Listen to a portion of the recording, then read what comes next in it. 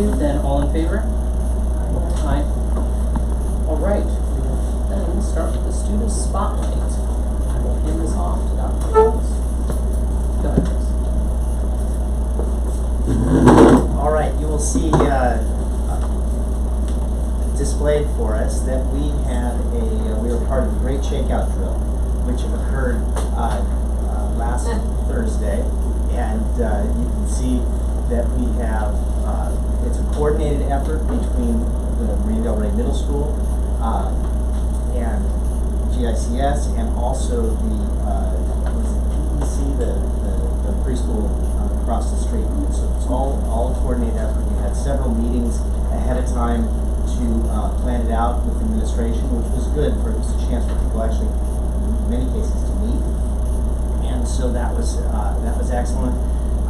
We did have an opportunity to do a duck and cover part of the drill. We did an exit and went out.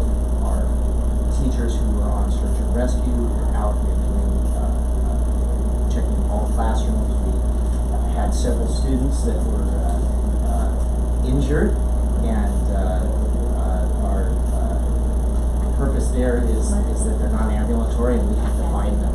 And so all part of the drill, of course. And so we completed that. We were able to find all of our students. We did so in a very reasonable amount of time.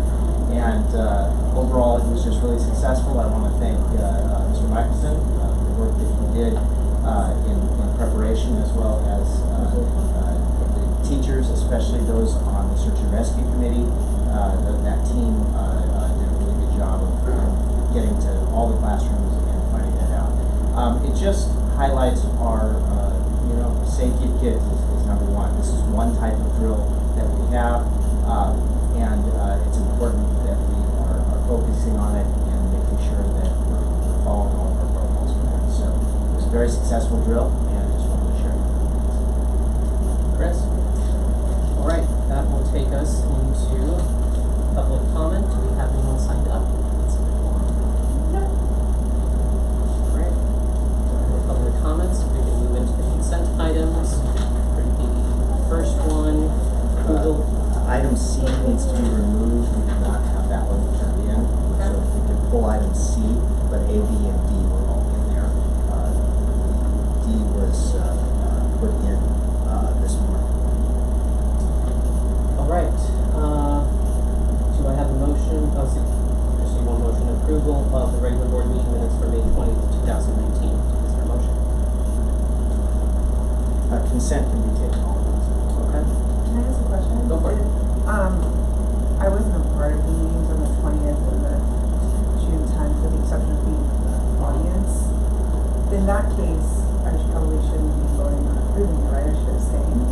Because I was really more like, I wasn't a participant. That is I was an correct. observer. Technically, well, I think if you were witness to the meeting, you don't have to be a participant. You just have to make sure that the meeting notes capture the content appropriately. Yeah. So, But, okay. yeah. Okay, so that's up to you. Okay. And so, that's absolutely fine, yes. Okay. So, motion? All right, all in favor? Aye, that's Pete and Yasir, and Danielle abstains. Approval of the special board. I'm sorry? Margaret is not in, she's Oh, I thought absent so. today. Okay. Yes, there was I'll tell you that later. Right. There was yeah. Approval of the special board meeting minutes of June 10. Motion? All in favor? Aye. Approval of the regular board meeting minutes of June 17th. Seems like such a long time ago. Do you have a motion? No, that's the one that we did not have. Oh, C is not there. C Sorry. is- Yeah. C is dropped. We'll Okay. put that on next month. Okay. Approval of the regular board meeting minutes of September 16th, 2019. Do you have a motion? All in favor? Everyone is in aye. All right. Moving on to the ED report. Yes. Let's see if it's working.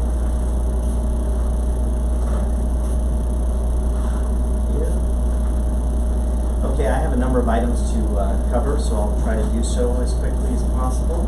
Some of them are.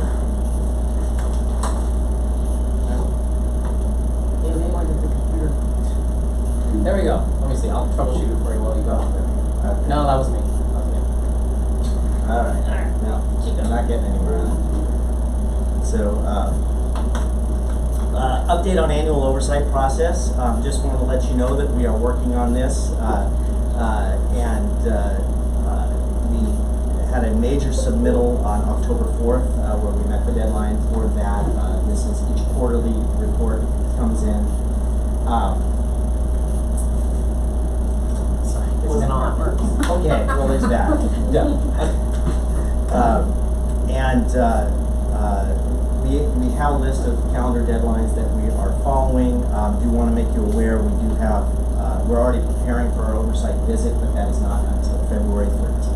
So that's our Blue Valentine's gift that we have coming up. But I wanted just to make you aware that we are following this process and moving forward on it.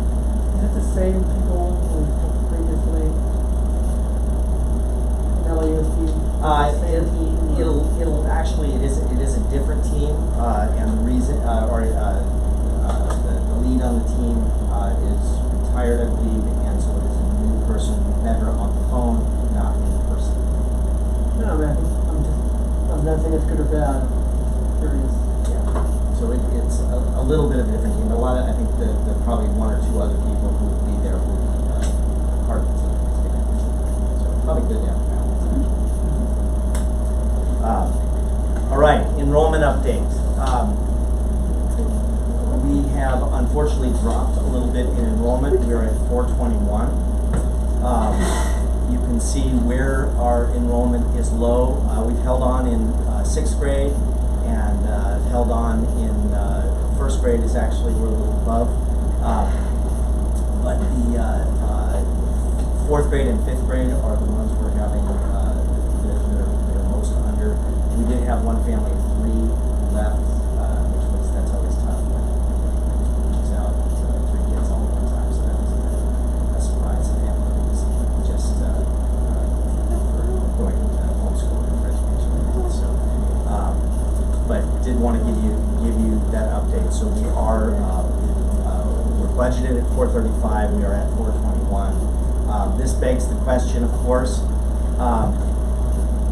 What are we doing in terms of outreach? Because enrollment is the key driving factor for finance. This past week, we attended 2 different events that took place. The WPNS Roundup, and Casey went to that and represented us. It happened concurrently with the middle school and high school fair that took place at Rancho Park Library, and Scott and I went to that for the middle school. We also had Del Rey Day, and Biggie and Casey were there for that one on Sunday, because both Scott and I were part of IB training that was going on Saturday, Sunday, and Monday and today with 7 of our teachers. So we were there all weekend, and thank you for being there on Sunday. We have a middle school information night, which is local, which is happening on Wednesday. And so the audience for that is our local audience here at Goethe. And we have a neighborhood school expo that's coming up. That's at the Westchester YMCA. That's coming up on the 24th. And we also have a kindergarten fair that we know of. That's not for a few weeks until December. But those are the ones that we are aware of and have signed up for. We're always looking for other opportunities, and sometimes they appear, so there may be more that we go on as well. One of the points that was asked to make, if you recall, back in August, we passed a vendor contract and a conflict of interest statement. So I wanted to let you know that we've been meeting with our vendors, showing them the new contract, and we are collecting all those as part of our annual oversight. So that will be that is a part of our new system moving forward. So just to give you an update on what you approved in August is in place. Facilities and Prop 39. So we are collecting our, currently collecting our intent to enroll forms, which we have the Prop 39 request is due on November 1st. So that is we're underway right now. It's the collection of forms, and it has been for weeks. We're doing the final push, especially we really want to get some more kindergarten, but overall at any grade level. And we've been pushing at our visits. We've been pushing at our outreach meetings as well. But that's an important piece. We are at this point planning to include one additional 6th grade classroom. We have one classroom now. We'll be planning for 2 for next year. And one additional 7th grade classroom. We have 0 now. We would have 1. Those would be the only changes or expansion we'll be looking at. Preliminary exploration of off-site options and market availability. Just having some preliminary conversations with folks who are in local real estate and what are our options that are out there. We, of course, are in the website market. It's a very difficult market, but we don't want to not leave anything on the table in terms of options. So related to Prop 39, we did receive from Los Angeles Unified 3 different letters that were for over allocation of space, according to LA Unified, that in 2016, 17, 2017, 18, and 2018, 19. So this is for 3 years previous. It's not the year we're in currently, and it's not for the Prop 39 we're pushing forward to for next year.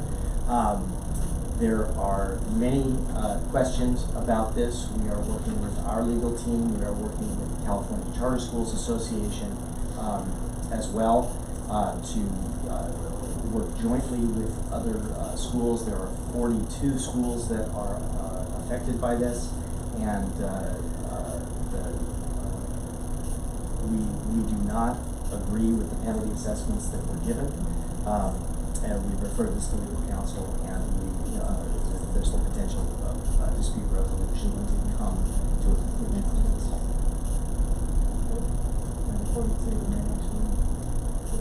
Which begs the question, what about fundraising? So just want to give you an idea. In the budget, we had a fundraising goal of $500,000. So when we set our goal with the fundraising committee, we put it at $503,000.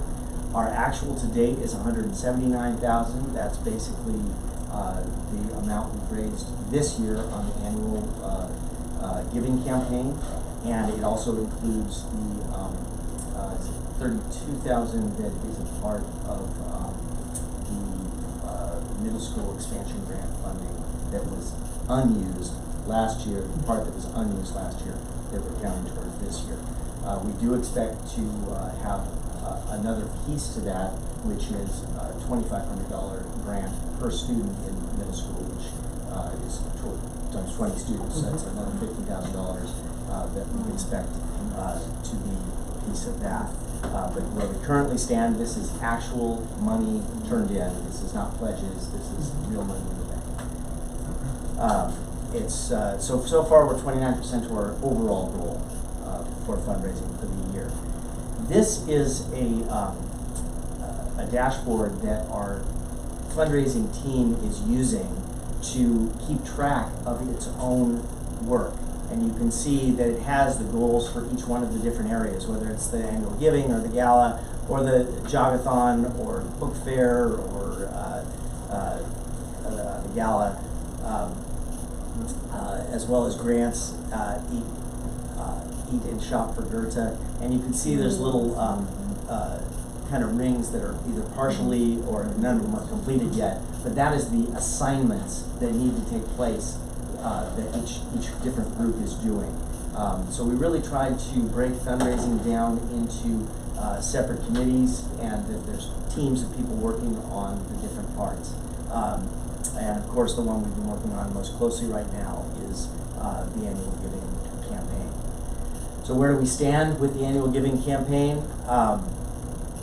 This is our, as of the 16th of October, this is the percentage of participation, and this is by grade level. Not surprisingly, you see the highest grade level participation is at kindergarten and TK, but it holds pretty steadily for all the other grades beyond there. A little drop off at the end in 5th and 6th grade. So we'll keep on working on that. We did extend the time of the fundraiser, the annual giving campaign, and we are going to be doing a real final push about really focusing on participation. We have so far received $145,000. This is money in cash or turned in.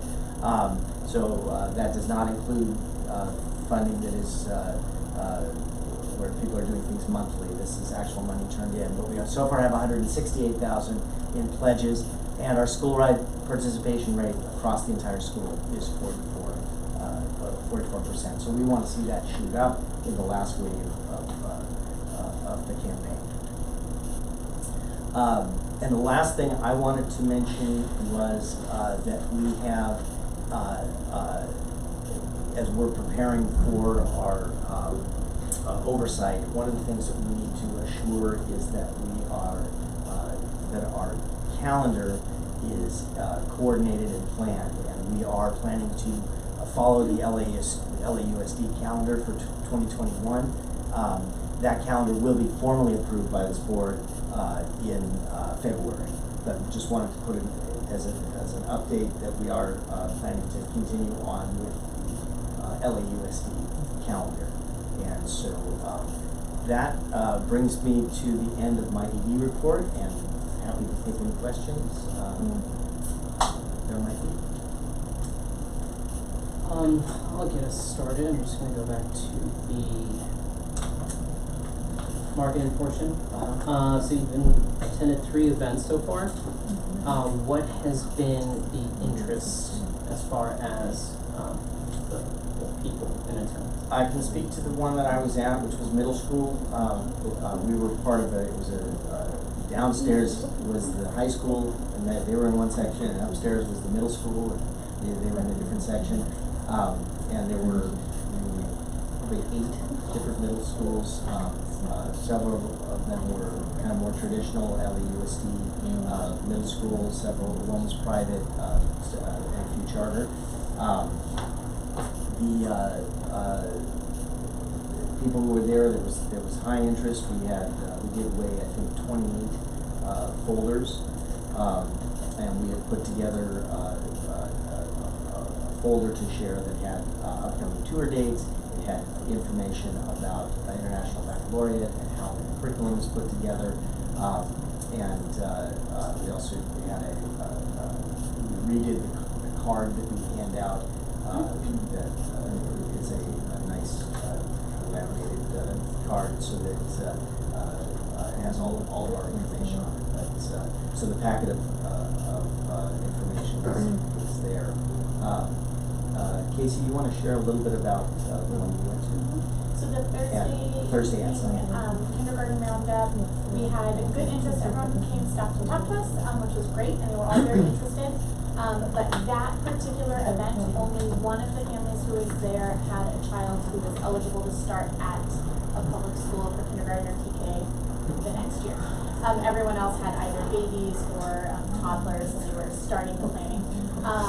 But the feedback was great, so it was a very lovely event. And then on Sunday at the Del Rey event, I would say we had fewer families come up to the booths. Most of the people were there to kind of enjoy the community time. But we did have some families come up and talk to us, and we got a higher rate of intent to enroll forms from interested families, so more eligible people came to talk to us than at the kindergarten one, but that was about 5 or 6 families who are interested in starting next year.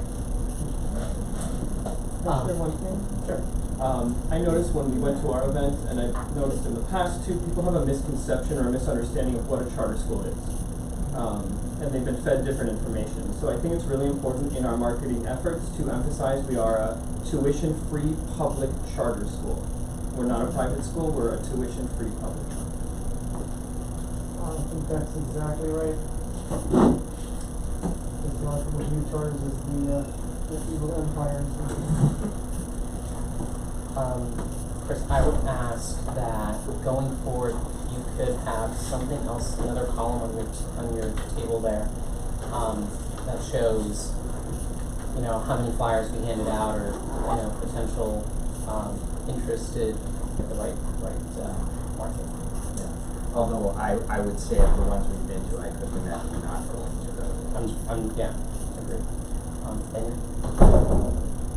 So I just have two questions. So are we handing out intentional enroll forms at those events too? So what I did at the For kindergarten eligible event, people. and what we did was we'd have a conversation, talk about the school, and then Right. ask questions about what the family was looking for, and if they had a child who's ready to start next year, then we would bring out and say, this is a great way for us to have your information, this helps our school out, it's not binding, so that's kind of how we did it on Thursday and Sunday. I like the point too of the charter school, and that it's a public school. And one other thing I kind of wanted to mention too along those lines is that oftentimes when people ask me where my children go to school, right, even in my daughter's preschool, people will say, oh, the German school. And so I'm like, well, actually it's an international baccalaureate school, and so I think a lot of perceptions from people are that this is the German school, and so I'm sure you guys are talking about it in that way. But I don't even know if we have like marketing materials that, you know, his families or parents or board members would be using. If I could respond on that, I think, first of all, we're definitely in agreement that we are trying to market International Baccalaureate as our main thrust. That we do explain we have German, with language immersion, the language is German. But we also have Spanish, and then when we're talking middle school, that is a choice between German and Spanish. What there had been some work done previously by marketing committee here, which had actually done some really solid work, and then it sort of just stopped. And so I'm working to rekindle that work, and been actually working with Piggy and with a parent who's been from who was on that committee initially, and we're re-looking at all the things that they had set up as like talking points and different pieces. Absolutely going to talking points. There's a focus on it, and so that's where we're headed. And as we're building out redoing materials, that's the piece. That's great. I think having the exposure at these types of events really promotes that versus just being known as the German school, right? And the other thing I wanted to mention was about annual giving. What I saw that was really promising was that with 44% participation, which isn't ideal, you've achieved well over 44% of the goal.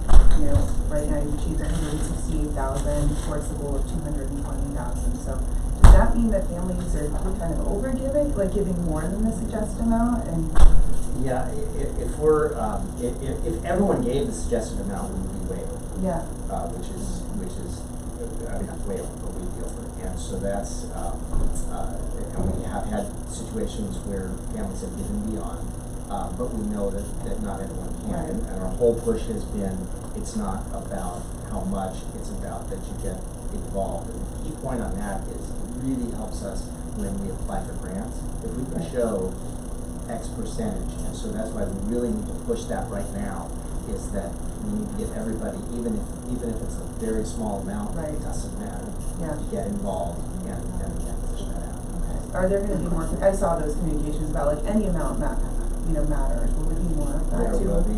Even with like suggested amounts. So, because I get it, like you need to get to the 100%, but Suggested amounts, give them something to do.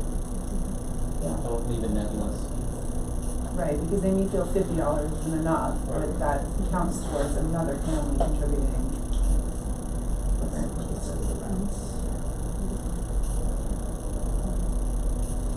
Sometimes it's impactful too if it's like $50 buys your child enough pencils for the year or whatever it is, you know, where you give like a anecdotal reason for why that monetary amount means something. I don't know. Thank you.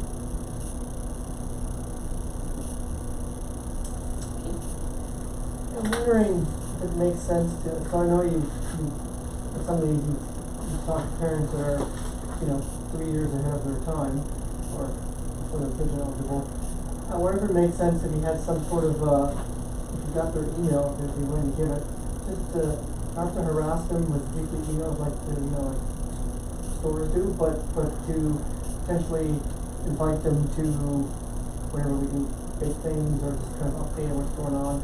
Just so it's in their, on their radar that Thursday exists and, and it's on their radar, they talk to friends of theirs and, oh yeah, just, this is a group, this is on top of it. So, I don't know how exactly what that is, but maybe that's something, you have to create one and send it out to, have a list there for those potential, or, for all potential parents, I think, whether they've signed up or not. But just, keep some information, that pipeline open.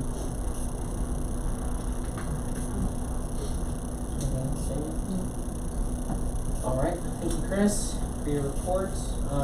Let us move on to the GPA report. Do you have my slide? I forwarded it to Yasir. Oh, you did? Yasir, do you have my slides? Yeah, right now.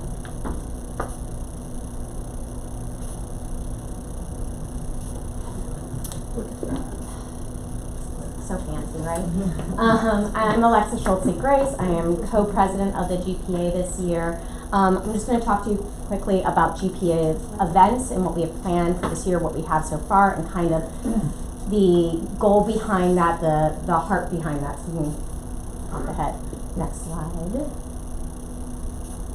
Okay, so the GPA events are here to foster community and bring the school together. It's really a goal to create goodwill within the community, because ultimately what brings people also into the school and creates a school environment that's positive is by creating ambassadors in the school. You do that by creating this goodwill, creating a community where people feel like they have belonging, and that also in turn helps you go out and grow the school by creating and word of mouth. Because people who are excited about their environment, who feel like they have a place that they belong, are more inclined to share it. So that's why we host events. I want to stress though that these are not events that are fundraising driven. They are events that are community driven. That is, the ROI is not in what money we come up with, because it's not very much, if any, and it's really about the relationships we build within our community. They also give an opportunity to kind of address one of the things Danielle mentioned, which is to highlight the diversity in our community and to kind of talk about cultural heritage and traditions. We'll go to the next one. So far we've had one event. It was the Friendship Dance during the third week of school. It was a huge success. We had our biggest turnout to date for the Friendship Dance, and the kids had a lot of fun. The next one was actually scheduled for this coming weekend. It was the Pumpkin Patch. And just so we all know, in case there's any debate, that is a correct way to spell canceled. I quadruple checked it. It is. Just so you know, because a lot of people were asking me.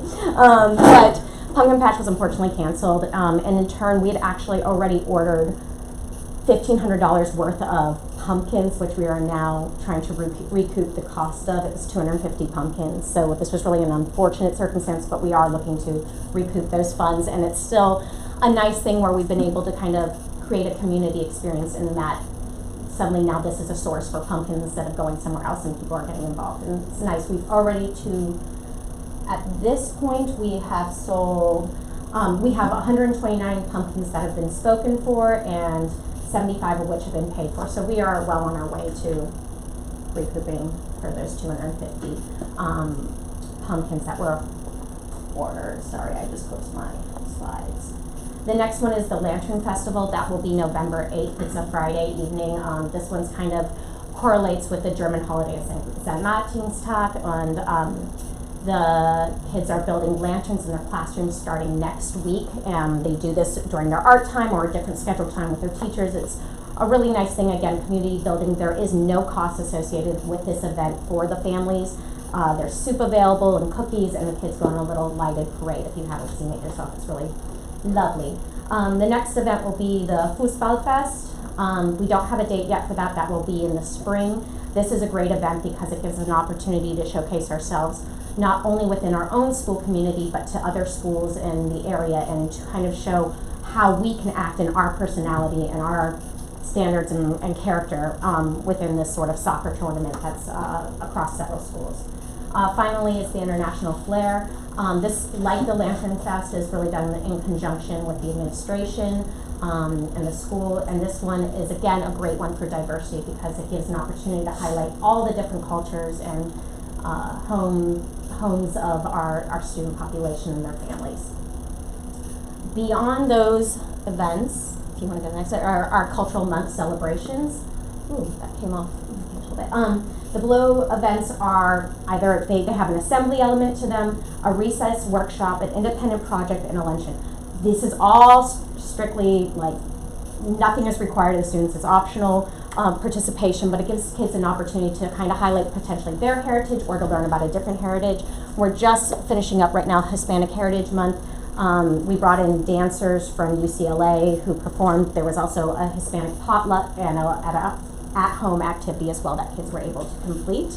The next couple events are Native American Heritage, Black History, Women's History, Earth Month, and Asian Pacific American Month. We will have similar events in association with each of those as well. Next, you can go to, okay, then there are also some little one-offs like Dia de los Muertos, Chinese New Year, and Earth Day, and those activities are still partially to be determined, but we'll work, for example, with Maestro Kohut to do the Day of the Dead altar and so forth for Dia de los Muertos. Additional GPA events include Community University. Our first one that we're responsible for is scheduled for December 3rd. The second one, we have a date still to be determined. What we're trying to do here is really field interest from parents in terms of what they would like to see. We've talked about doing sort of a CPR education class, not one where they'd actually get certified because that takes 8 hours. Thank you. That takes 8 hours, but we do something so parents can learn about that. We've just been fielding, would they like a child psychologist to come in and talk to them who works with kids. We've been kind of fielding and looking for answers, and once we have a better feel for that, we will help coordinate those events too. And then the other things that we help with are the staff holiday lunch in December, and then the teacher appreciation week, which is in May. And those are the events that GPA oversees. Any questions? You mentioned that the GPA, and so I want to be precise. The charter mentions the GPA as the coordinator and the entity that eyes the engine of the school, the parent volunteers. You mentioned that the GPA does not do fundraising, and I understand that. Chris, this is more towards you. What are, I know you have fundraising events like emails and the annual giving and the Jogathon, and those events are by a fundraising committee, is that correct? Yeah, the fundraising committee works with me and the administration, and we contact or in constant contact with GPA and making sure that anything we need with regards to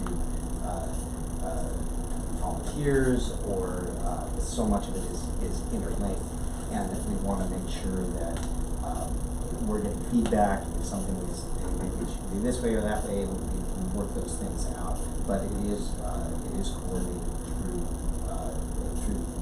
So the reason for the GPA to not supply or support fundraising, is that a conscious decision in your events? Support in what sense? Not to raise money at those events? Right. I mean, Okay. I guess I don't know what those events are, because you said you're not fundraising. So our members, is there any fundraising going on at those events? Not those. GPA, anything that is raised through GPA is a part of our GICS 501c3 umbrella. So it's all part of the same fundraising that's done. And that's why it's coordinated through the ED and the administration, because we're responsible for all of I understand that. I'm not talking about the counting of it. Sure. I'm more curious about the operational aspects of it. So, the Lantern Fest, right? Are there any funds raised in the Lantern No. Fest? That's not through the GPA. Yeah. Sorry. And I guess, and typically they're not, unless it's a donation, like for instance, the Friendship Dance had a donation to cover the cost of things. So those will be pulled in as a fundraiser, but the purpose of it is not fundraising. So there's no money exchange actually in the Lantern Festival. If we have any money, if we get anything donated, we might, for example, get donated bread rolls. But there's no money exchange, there's no tickets sold for it, there's no purchasing of soup to cover costs. The Lantern Festival, for example, is meant to truly be a free experience. The reason why is because we have such a diverse student body in terms of financial ability that we want to make sure everyone can feel included in these events. And frankly, at the same time as the Lantern Festival is going on, they've just completed the annual giving campaign and they're going right into Jogathon right then. You don't need to hit them everyone over the head with an additional ask. Instead, we want to have an opportunity to really spend time with our community and make that the starring factor. So, Can I answer this question too? sorry, hang on one second, I have a few more questions. So just about going back to the operational part of it, so it sounds like it is your events are sort of a decision that you and your organization have made that you are not raising funds. And I understand, so let's use the Lantern Fest as an example. You don't necessarily have to, okay, so where am I coming at? I'm coming from resources and maximizing opportunity. So if you have 10 events in a year and you are only fundraising at 5 of them, I look at, well, what's wrong with the other 5? I'm not suggesting, for example, that you sell tickets to Lantern Fest, but has there been any conversations about doing other kinds of fundraising in these events that actually continues to carry the spirit of what's been In said? what way do you mean? I'm sorry, like, what would we be doing? Do you mean I don't know, selling LED, I don't know if that's LED lights at Lantern Fest, I don't know, which would be But extra. then you're already alienating a portion of the population. And I think the issue, we've had this kind Okay, of I'm discussion with wondering if that- GPA, and I'm actually looking over there too, our vice president. Like the Friendship Dance, we made a conscious effort, other than we're gonna have a donation bowl to help offset the cost of food that people were eating. It was not a fundraiser type of activity.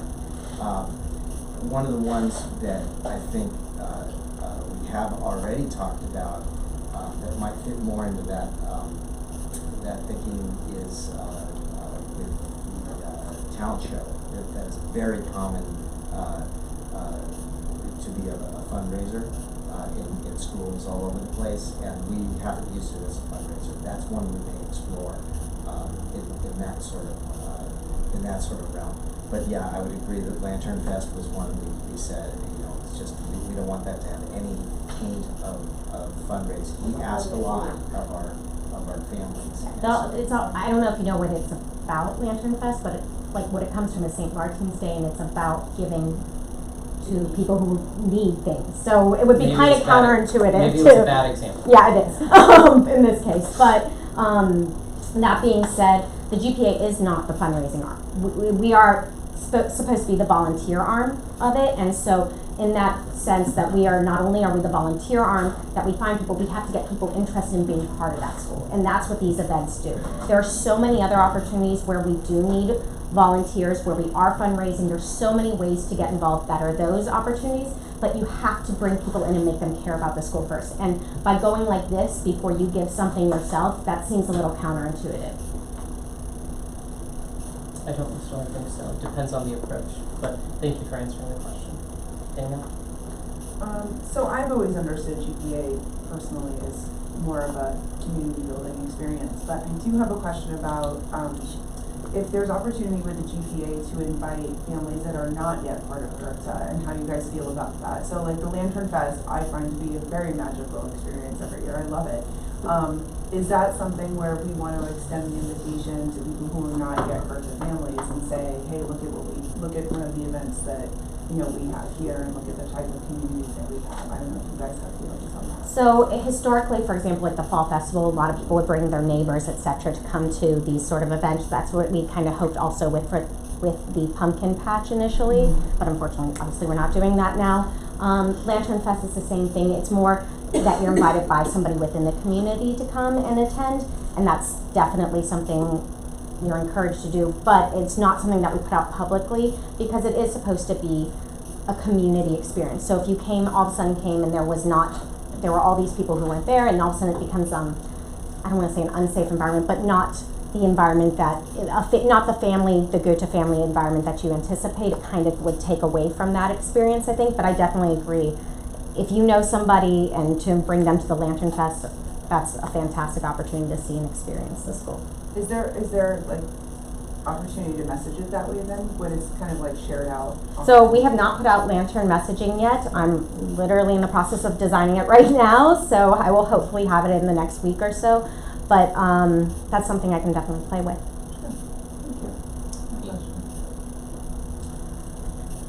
So I agree, having, not always hitting somebody over the head for money, I think that's exactly right.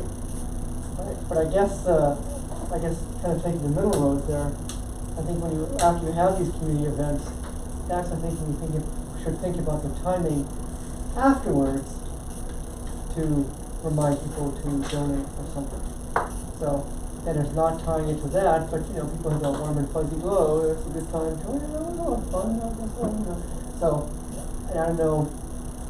There have been opportunities for it to kind of coexist in the past, and again, I'm sorry to be using this example when it's not happening, but for example, when the pumpkin patches, when that's been the fall festival, traditionally, for example, the book fair has been open on that day. So they are two independent events, but they're going together, so it is an opportunity to raise money at the same time. It's just not the GPA that's hosting that event specifically. No, I know the timing is probably not right, but like just the annual giving campaign, you've already had an event, so I mean, it seems like, did an email go out to remind people to do that? Not, waiting for them in their inbox when they get home. But the next That's day. pretty much the same difference there. But, with a relatively close time frame, a couple of days later to go, the annual giving campaign's still going, because you're then building on the community that you've done. So I don't know what the timing is, but I think the timing should be aligned in ways that you can take advantage of good community events that took place, and followed up in some reasonable time frame. So I will say the parent who's overseeing fundraising with Dr. Jones, she and I speak multiple times a week about what she has coming up and needs to go out, and how I can coordinate that to put it out through GPA channels, and we put it out. We do say it very clearly, that it's on behalf of the fundraising committee, so that there is that delineation, but we do try and kind of schedule things accordingly so that they complement each other versus kind of competing. So about your point about opening it up to the community, I think something to consider is just our liability insurance, because our events are dictated by whether they're open to the public or not, so we should check into that. The other thing is, that would actually be a good event for some GABA members to see and get a taste of home, so that would be interesting. Yeah, and I just think from the point of view of insurance, I believe it would be like an invited guest. Invited guest, right, yeah. Versus But if it's open to the all public. out, Yeah. everybody come. I think what you were referring to is more like, hey, somebody you know who. Yeah. Invite your neighbor. who's Absolutely, thinking about absolutely. schools. Invited guest Yeah. would be key on that. Okay. Yeah, because I've never thought of it in that way. Invite the neighbors or whatever. Any other questions, Danielle? No. Good, thank you. Thank you. All right, Dr. Jones, CASP and LCAP goals update. Okay, we're, as you know, each year we do a major testing that goes on. The CASP has been around since 2015. I think it started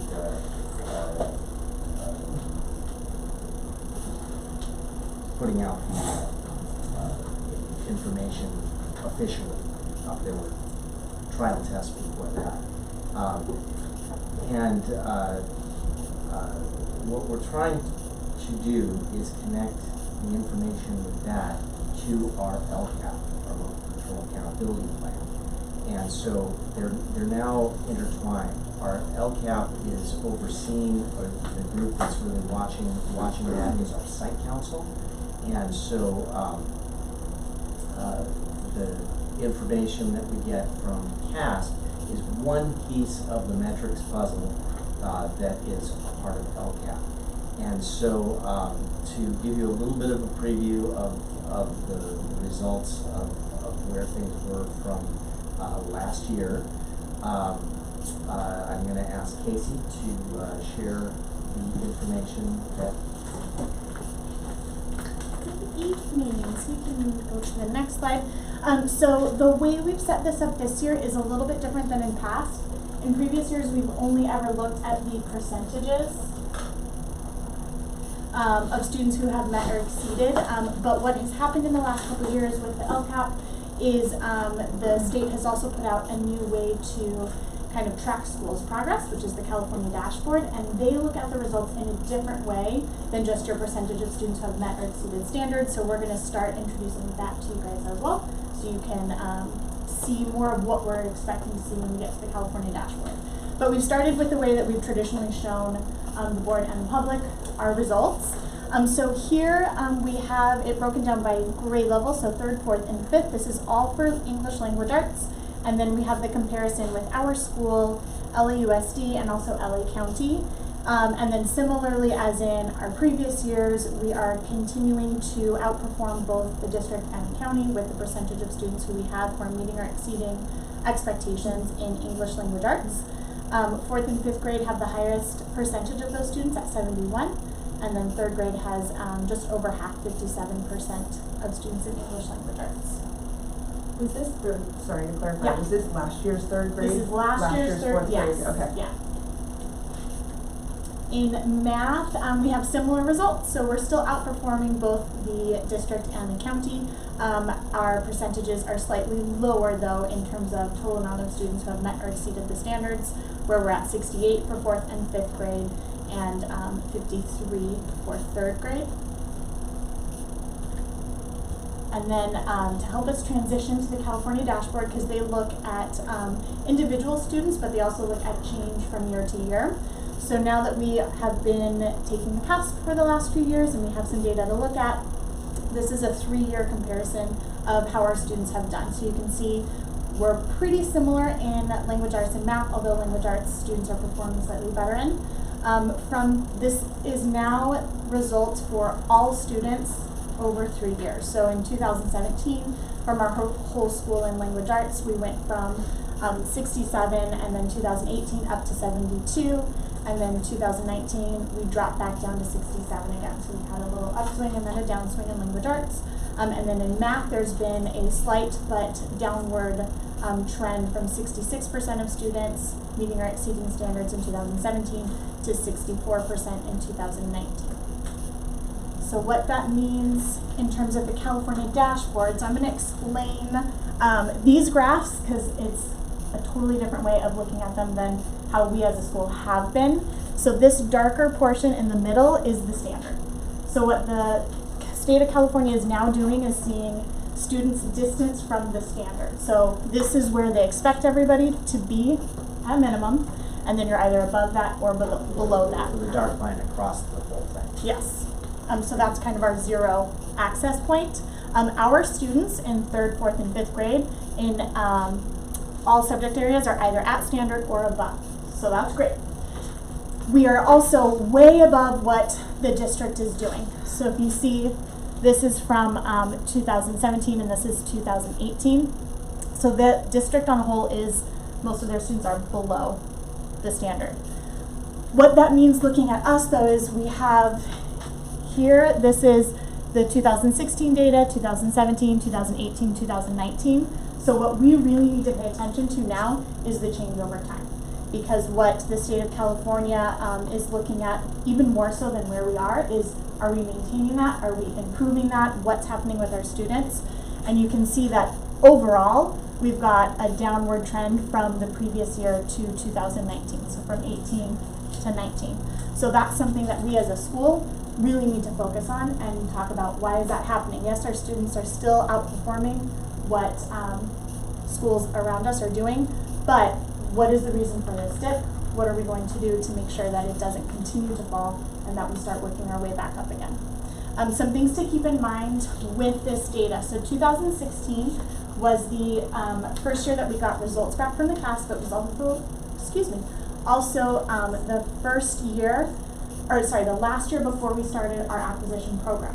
So over the last 3 years, our demographics have changed, and the number of students who are staying with us in the upper grades has changed as well. So we have more students staying with us, and we also have new students coming in who have not been with us in the lower grades. So you can see there's kind of a big jump from that first 2016 in some of those grade levels.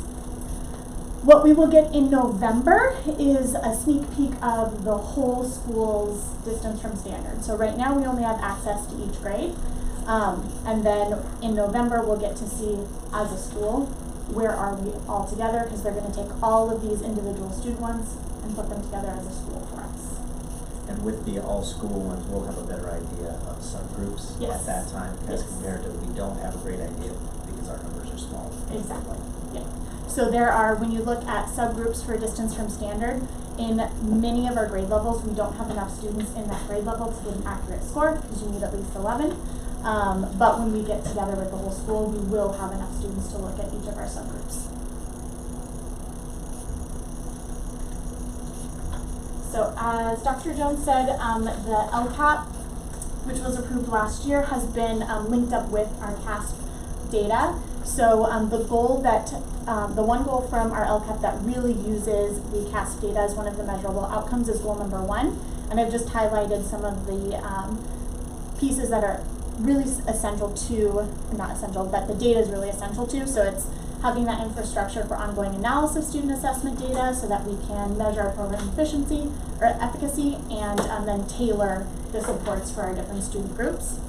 So what our goal is in the LCAP for this year was to be, as a school, 44.6 points above the distance from standard, and that in language arts, and then 37.1 points above for math.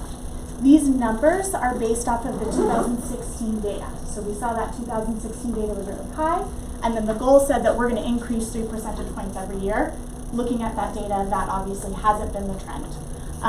So the likelihood of us meeting this goal school-wide is not high for this year, but it does give us a lot of information and data to look at to see why weren't we doing those increases, what were the impacting factors, and then how are we working on those to really move forward and get that positive, consistent growth.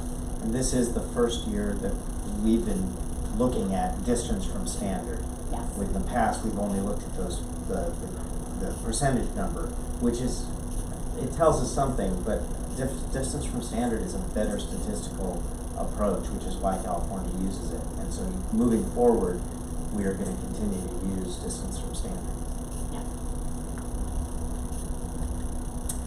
So the conclusions, and I'll just go really quickly because I've been talking about them as we go through. While we're still exceeding the county and the district, and our students are performing above more than half of our students are performing above expectations, we do have that downward trend that we need to address in both language arts and math.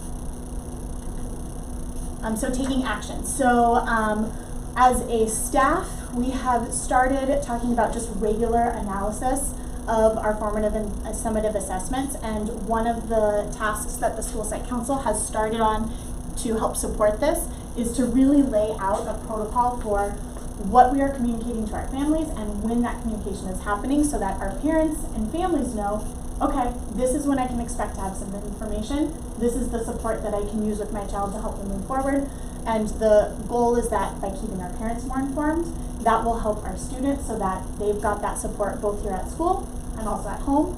And having that protocol is also really important for our new staff coming in, because we do have that higher turnover, especially with our German teachers.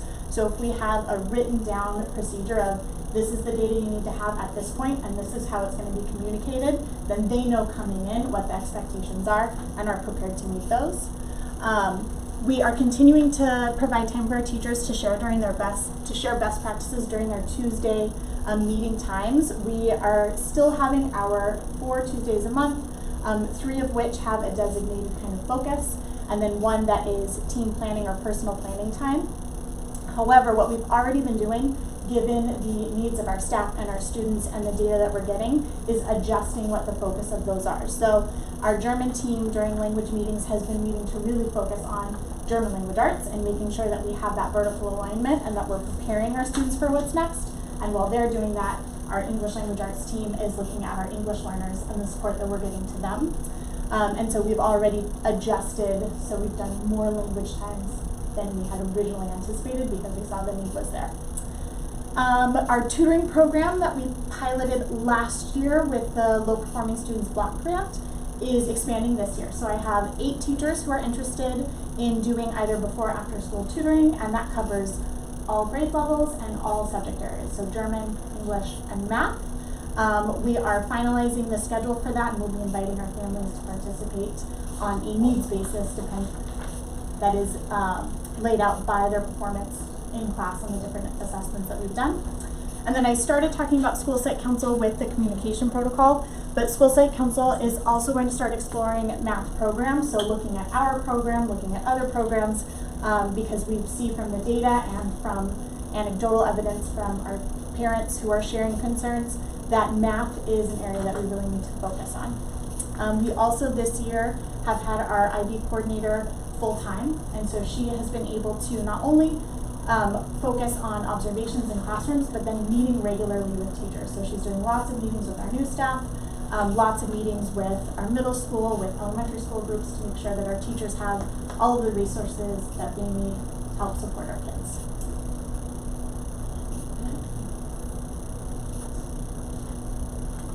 Question? Thank you, Casey. On your side, did you have the actual distance from standard from going back to 2016?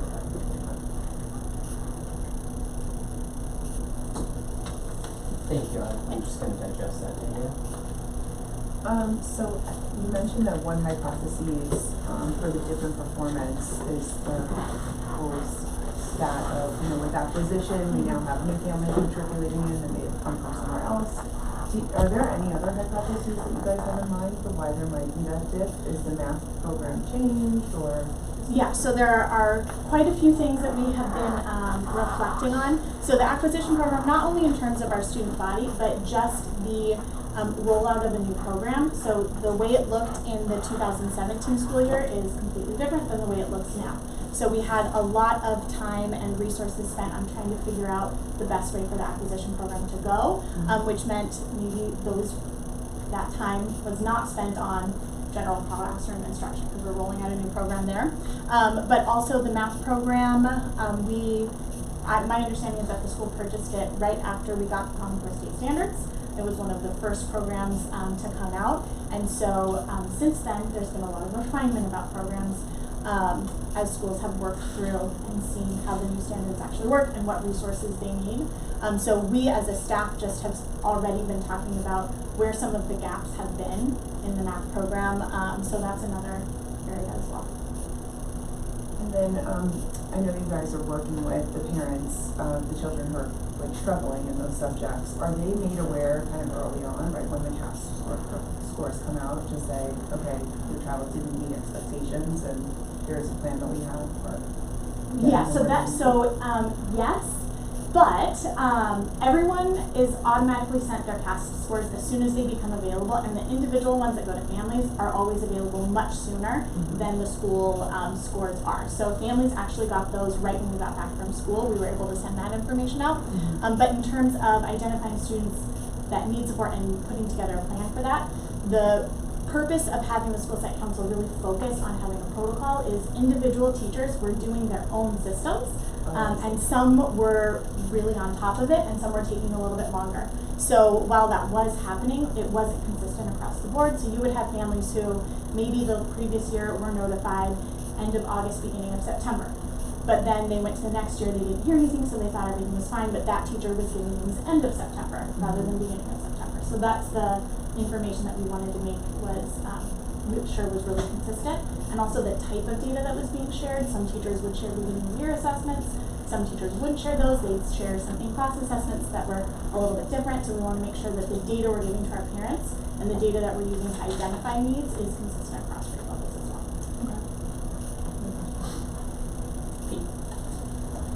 well. Is this something that comes up on the dashboard, or is this something that you created and you have access to the data, individual data?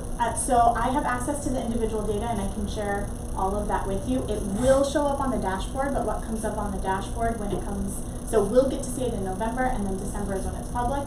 It won't be broken down by grade level, it'll be school-wide information. So I think there's a couple things that probably would help interpret these results. That would help, obviously, everyone. So I think one of the things that'd be really useful is to regroup these data so that you have the current, let's working backwards, let's say the current year 5th graders with the previous year 4th graders, right? Because that's the group that's being it. Showing this Yes. cohort. Yeah. And so then you know, and then ideally you, in a perfect world, you could separate out the students who you had previously from the ones that are new, because there's obviously not 100% overlap. And the ones I would be most concerned with are the ones that you had previously, because you would anticipate that those students would have the benefit of more years in the school. So those scores should go. So that'd be something I think that'd be useful to know. Also be useful to know for you, because then you know how the transitions are happening. And I know you have a lot of grade level meetings and stuff, but maybe that requires some additional cross-grade collaboration, depending on what that shows being 3 and 4 and 4 and 5. And then 5 and 6 is going to be, and this is going to be a longer thing. Yeah. So I think that's one thing. I think the other thing is, I think you want to link in whatever assessment. I know I ask this every time and you tell me not to get stuff. But I know you did some assessments in 2nd grade as well. Yeah. I know they're not state assessments, but there are assessments that presumably are linked to 3rd grade performance, otherwise they wouldn't be showing them. And so I think it'd be good to add those in there, see what kind of students you are working with, and then that allows you to project what their needs might be moving forward. And I think as the school becomes more heterogeneous, then you're going to have more challenges. And obviously, you address those challenges earlier, then that's better than addressing them later. So I think that's just a couple things you want to look at in terms of using your data effectively. Well, I guess the other question, maybe you're going to get this, I don't know if there's more to this, but so LAUSD is a core district. I don't know if you know the core. So there's a whole bunch of districts in California, but I don't know what core stands for now. Stands for something. If you Google core, C-O-R-E, education. Anyway, they collect a whole bunch of other information. And so I don't know if information from us is available through that. Okay. But that might be useful because there's some SEL information that gets collected.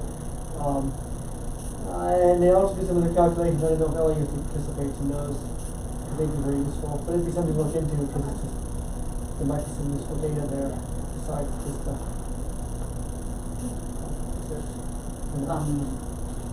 Okay, so we're looking at this.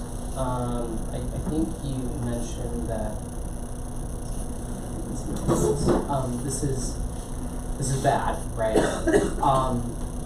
We have decreased our performance consistently, except for 3rd grade or ELA. Correct? Is that Yes. okay? So Well, why is it? I don't see where you're getting that from. every one of these are just distance from standard has for this year, or 2019 has decreased. Can I itself explain as well. just a little what the dashboard's going to look at? So they look at where you are, your distance from standard. That's part of the calculation. The other part of the calculation is the change from year to year.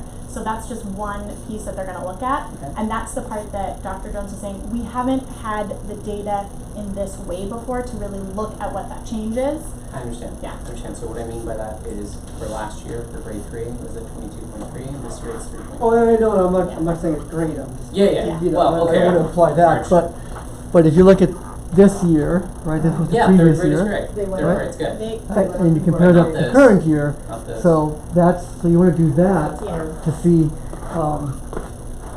presumably, so this is an issue, well, I mean, this is good to hear, but this is an issue partly because of the changing demographics of the students that are coming in, is my guess. There's always, Gersh has always had relatively favorable demographics. I think they're shifting, and you can see that moving here, in the fourth and fifth grade performance, there's some lumpiness going on there, but relative to what happened in third grade is not terrible, it's pretty good. My big point is that needs to start sooner. Understood. So just going back to just this data set. What, and this is just my perspective, you gave us a slide that said this is what we're trying to improve distance from standard going forward, and it's going to be tough, but you know these are the things that we put in place this year, and I recognize that. I guess I would look at this and say anyone can kind of take a subset of this and interpret it in any way, just like Pete did here. I'm not saying it's correct or not. Oh, that's correct. I'm saying, so Pete's correct. So, I guess I'm looking for, and am I clear to understand that you don't know why this is happening? Because you haven't looked at the data before this way? So yes and no. Okay. So what we've looked at previously is what Pete has talked about. We've Right. had percentages from grade of how the kids are doing, so we'll look at third grade from one year and look at how they did fourth grade the next. We've done that with our percentage of meeting or exceeding. What is new is that we're not looking at meeting or exceeding, we're looking at distance from standard. That's different by every grade level and subject area. varying every grade. And also, we haven't been given all of this data at one time before to really do this intense evaluation of. So we've known that math is an area that we need to work on. We've seen the changes in the scores that way, but we haven't had this data so soon in the year to really look at and look over time like, wow, that's a huge difference in how the state is looking at our data now versus how we thought we were supposed to be looking at it. Because previously, it was always percentages of meeting and exceeding, but that's now shifted to the distance from standard, which gives us different information. So we have not pinpointed exactly what the reasons are to cause these changes. We have hypotheses because of what we've seen over the last couple of years and what we see in the data, but we haven't sat down to really look yet where exactly are these holes that we need to fill immediately. We have general ideas, but not that we haven't really pinpointed everything yet. Okay, so Chris, you mentioned earlier that the distance from standard is a better measure, that's why the state of California is using it. Are other school districts or other states using distance from standard? I mean, the entire state of California Okay. is using that. Yeah. I don't know the answer on across many states, and Pete, you may know. Yeah, so they don't, and so, yeah, percent proficient has, I'm not a big fan of that, but distance from standard has its issues as well. I mean, every metric does, and so you have to kind of take a look at that. Generally, other states don't do that, which is fine. I mean, that doesn't, I mean, it's a fixed shift to either have the axis at the bottom of the graph or at the middle of the graph. It's just a way of quickly identifying if you're above the standard or below. I mean, you know, if you subtract 30 from all of those, you get back to whatever the number is. It's the same thing. So I was going to hold off just for a second, but now that you brought up the issue, the technical part, I guess we might as well delve into that as well. So the problem with distance from standard or any kind of aggregate like that, and the reason, you know, there's many reasons why California might do this, but one of them is that you can sort of hide results a little bit. And it's going to be the case in Georgia as well, and I'm not saying you are, because this is the metric that you're using, because that's the average distance from standard for the students that are in this, right? So, let's say there were 10 kids, and let's say those 10 kids on average were 20 points above standard. Well, so there's a couple ways of things you could do to improve it. You could take 5 of those kids and get them up to 40, and now your distance from standard is 30. So you've shown 10 points of growth in your distance from standard, but really, you've only moved half the kids, and not all of them, right? So you have to be careful when you look at the averages. And so, I was gonna let this sink in for a while, but really what you want to see is, you want to see that, but you want to see the distribution around that average. Because you don't want to see the average going up, but the variance going up with it. Because Right. that means you're leaving some portion of the kids.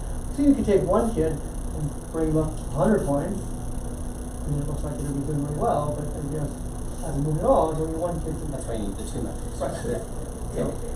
So, So if you have both of those, you can track a little more precisely which one. And plus, you know then if kids are, because the problem is that good teaching practices are not uniformly good for all students. So if we have if we do more scaffolding, then the kids are best able to take advantage of scaffolding, going to move up a lot, and then the other ones may not move up as much, and then so you can create these gaps, and then that gap is bigger over time. So you want to monitor both of those things. So that's where we're going there.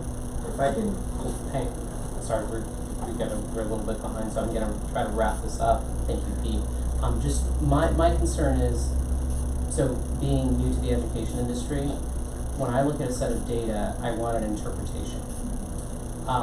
When someone says we don't know and it's new, that's sure you can get up to speed on what that means, and I'm fine with that. But looking at just resources and how efficiently you can interpret this data, I mean, are there institutions that could just look at that right away and say, oh yeah, it's these three things that have caused this to happen?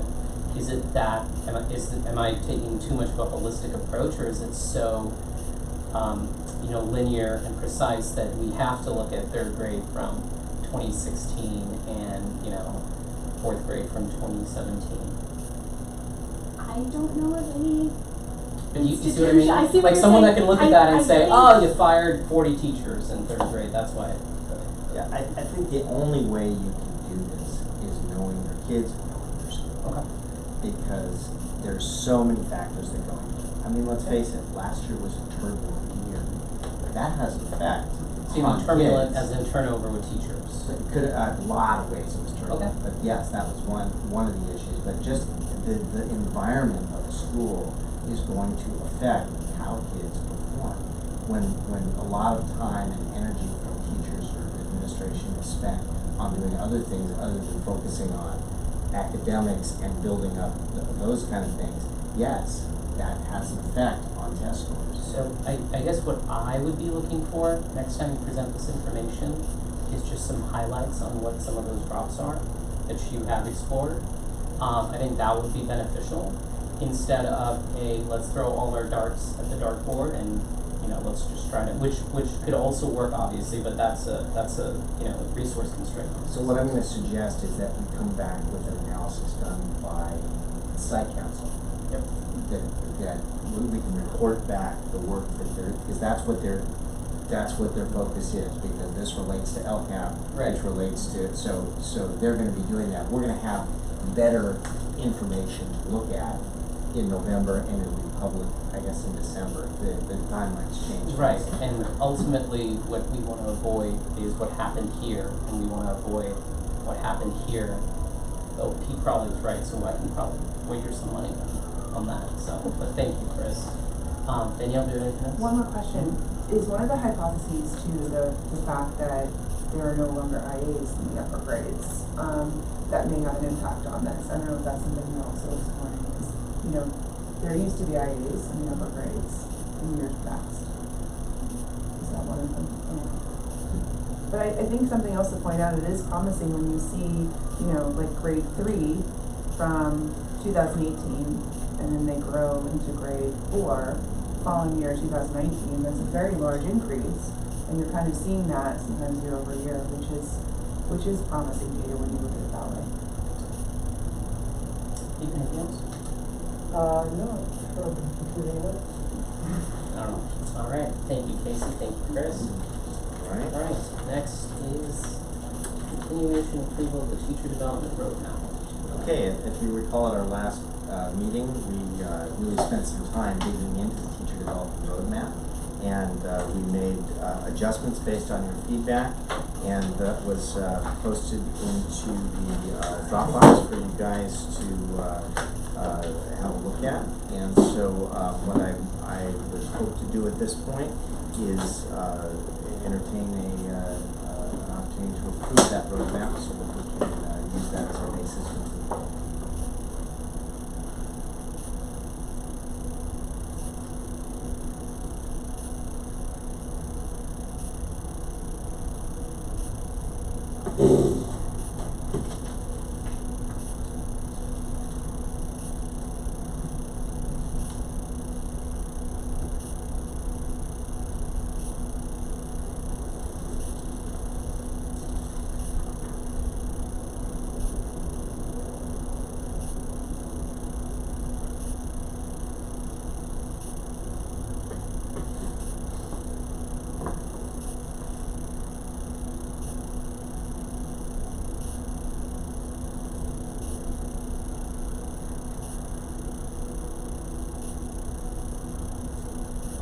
pointed out, found something earlier today and I can't find it, but, so we, the organization has had something like this, but it's never been concrete as far as an assessment that is codified. I think in our last comments, I was looking for some particulars as far as, recommendations specifically to the teachers, and I think you captured that, especially in the forums. Would this be surprising to any of our teachers as far as this document, or is this takes into account our flow and our structure of teacher? I think it's a little, it gives a little bit more information, especially what was added in as a result of comments that you made, but nothing would be surprising. This is a reasonable document that is not a great departure, in case you want to add it. Yeah. No, in terms of the flow throughout the year, there's not like this, the form that I presented at the last meeting was what had been used the last 2 years. So just this kind of form of having meetings, having observations, having discussions, our teachers are familiar with. And then the changes and edits that were made, like Dr. Jones said, they're really just providing more information for teachers and clarifying the process a little bit more. So I think it'll actually be more helpful to them than in previous years. I don't have any questions. So I didn't get to look at this because I had some interesting Dropbox issues.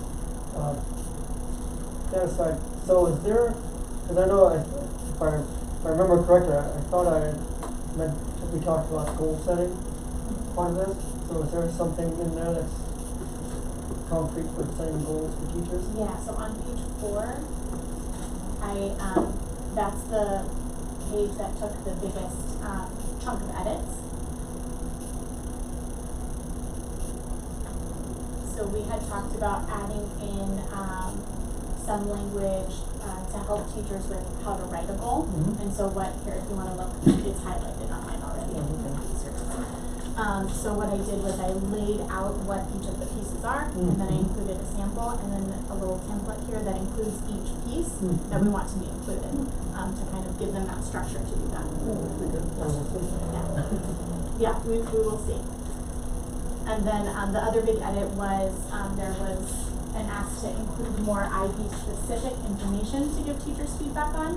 And so in the observation format, I added specific boxes that were directly related to IB, what we want to see in the classroom for an IB QIP or MYP classroom, and then what we want to see instructionally from teachers and students.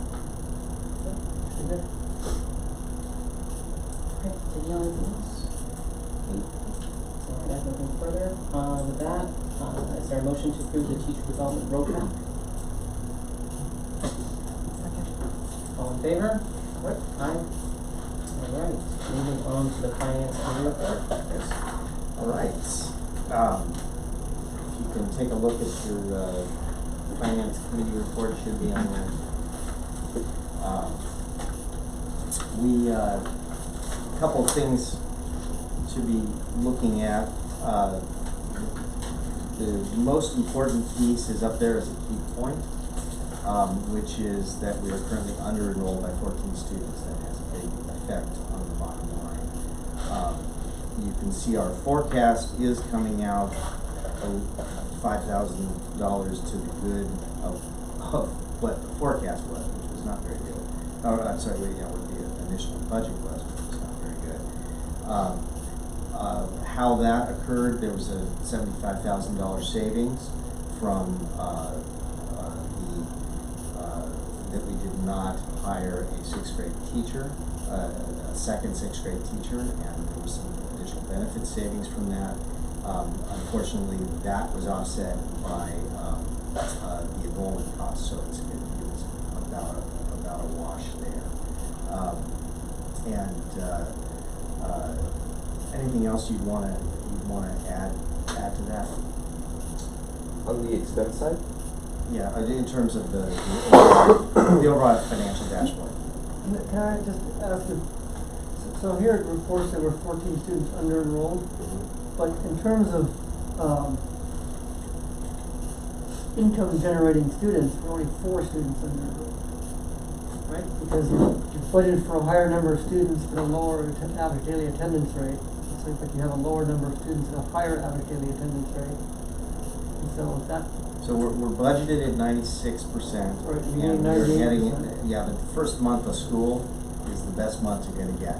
right, well, But 97, we're Well, this hoping to isn't- be able to, we're 2 months in, and both have been above 97. One was 98 and Right. one was 97.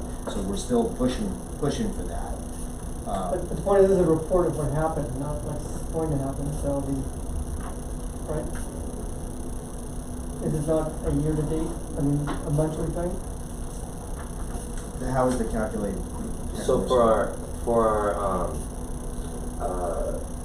month one information that is in here, we did have 426 students, which is about 5 students better than what we're currently at, Right. 421. Now, the entire forecast, we lowered the revenue assumption down to the current day enrollment, which is 421. So we're assuming for year end that we're going to have 421 students constant from the first day of month 2 all the way till the end of month 10. Hoping students come back, or more students come in, but we're planning for not another student coming in. I mean, far be it for me to reinvent how this is done, but how is it that some things are fixed and some things are not fixed? I mean, you can't just randomly have something. It wasn't Change. random, it was a decision by No, I'm saying it was the random. finance committee. Right. So when we came to the committee, I had asked them at this point in time, do we want to maintain the budgeted enrollment or do we want to adjust it to current? I don't know if I'm answering your question, Pete, but as far as average daily attendance goes, the percentage rate has been left constant for those students that are in the budget. So the school budgeted at a 96% average daily attendance rate, and we left that constant throughout the year. Right. I understand all of that. So it says here, currently, right? Currently 14 students. So I'm saying currently, up to the current date, there is some attendance rate that we've had, and if that's multiplied by the number of students that we have, compared to the number of students that were budgeted, and the attendance rate that was budgeted, that variance is some number less than 14 currently, right? That's what I'd like to know. That way I can see that the impact, the offsetting impact of having fewer students to higher attendance rate is a net effect of that. You're not seeing that right now, because everything's been reforecasted with the reduction. Well, Yeah. so then it artificially makes it look like we're doing better than budget because our attendance rate is going to. Yeah. So, I think Pete's. The I don't follow purpose, that mathematical the purpose of what the finance committee was doing was actually to try to be as conservative as possible in terms of saying, do we keep the number as it stands, like projecting forward? They wanted to use the lower number moving forward so that it was as conservative an estimate as you could have at this point, hopefully not losing more students. But that was the thinking behind it, not to. But that's wrong, right? Because that's the most optimistic view to lower your students. Because your expenditures aren't going down when you're lowering your students, your expenditures stay the same. So by artificially lowering the budget, it makes it look as if your budget is lower, but your expenditures stay the same.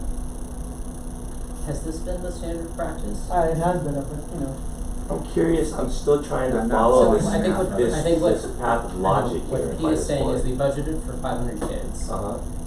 That is the budget for 2019-2020. On month 1, you did a reforecast, you changed that now to 400 kids, okay? You are now saying, okay, the original budget was made with the assumption of 500 kids, hence the expenditures, right? You're now readjusting it for a forecast of 400, but your expenditures are still the same, so it's gonna look better, right? No, It's not?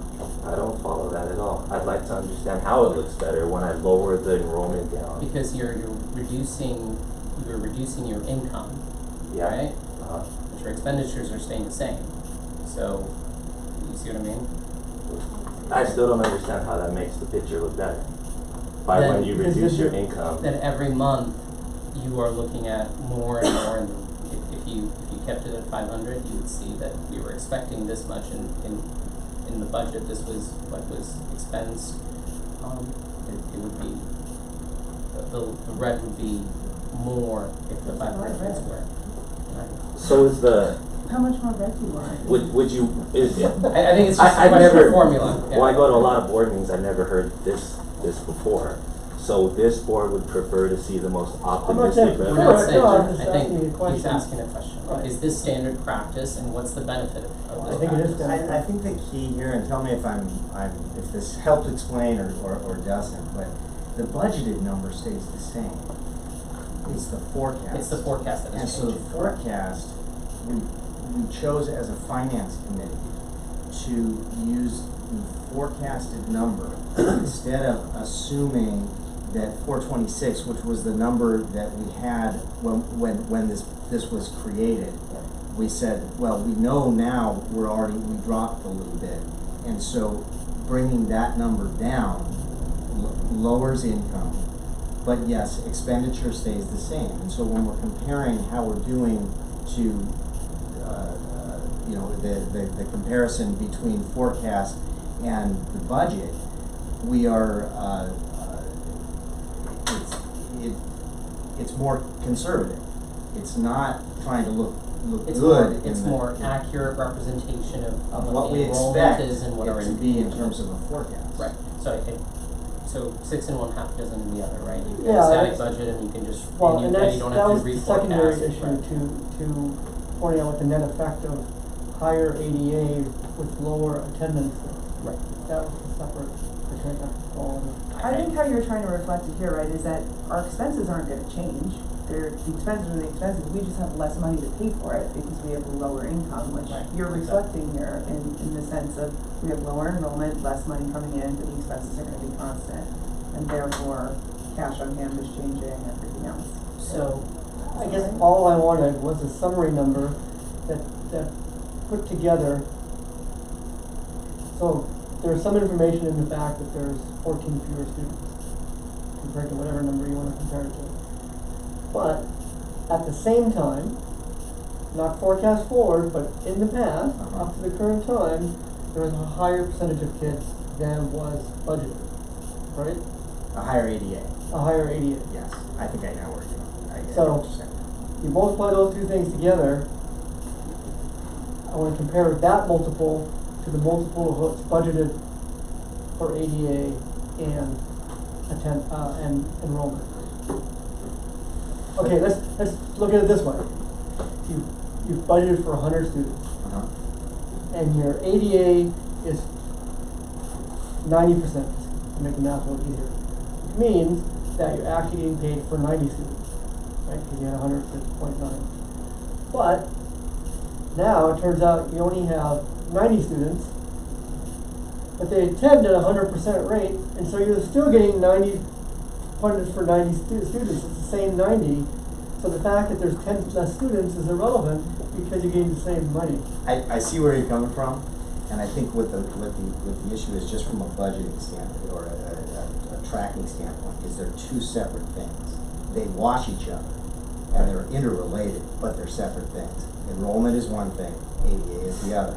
And the fact that we're losing enrollment, you want to also see a key point telling you exactly how much we're gaining because we have good ADA. Right, and I'm not saying, and I agree that you can't forecast that out because who knows what that's going to be. But what we've experienced, what we've realized in actuals, Yes. every month there's going to be, Now I get what you're saying. yeah, So in the future, could we include on a key point how something to the positive of the ADA, assuming it is positive, Well, I'm So- just, yeah, I don't so, understand like, the- what what- point of the month one you guys were showing a rosy ditcher. I think that Yeah. you started the year with less kids. And I get that, but in terms of year to date, we might be able to say in December, we've managed thus far to have, or even just doing it at P1, for instance, that we would be saying the P1 came in at 97. That is a savings of this amount for this amount of the year. Is that what you would like to see? I think that's easily doable. Sure. Just as a key point. But I don't want to get it conflated with each other, because they are two different things. They just need to be separated out. Anybody have anything else? My one question is, with the students under enrolled by 14, we're under enrolled by 14 students. Does that mean 14 students dropped from the beginning of the school year? Or, I know it means, No. but how many, that, my question then So is, how many we students started the dropped? school year at 419, I believe. Okay. And we grew as high, on paper, we grew as high as 429. But actual enrollment, we had I think there were two students on that who said they were coming. We had it in our mental count. They never came. So I think I would say the number of 427, I think, was the highest number that we had. And so we're at 421. So it's not as big of a swing. Why it's 14 is because back in June, Right. on our budget number, we said 435. So we've had then about 5 drops in total, 6 drops in total. Yeah, and there's been ups and downs, and we've Yeah. gained some as well. And Okay. dropped as well. That's all I have. Do you want to continue?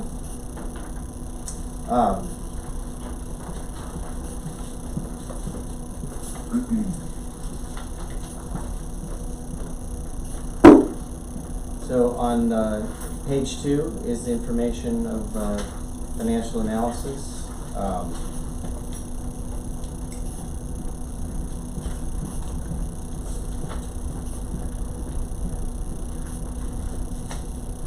This has been updated since the finance committee. Both these have been updated since then. Ed, can you walk through the changes that were made?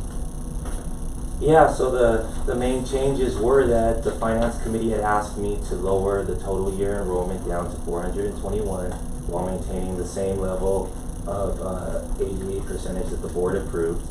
The finance committee also asked me to lower the total certificated salaries by $75,000 because they knew that they were no longer going to hire the second 6th grade teacher. And those are the updates that the committee had asked me to do, Dr. Jones. Those were the updates from then till now.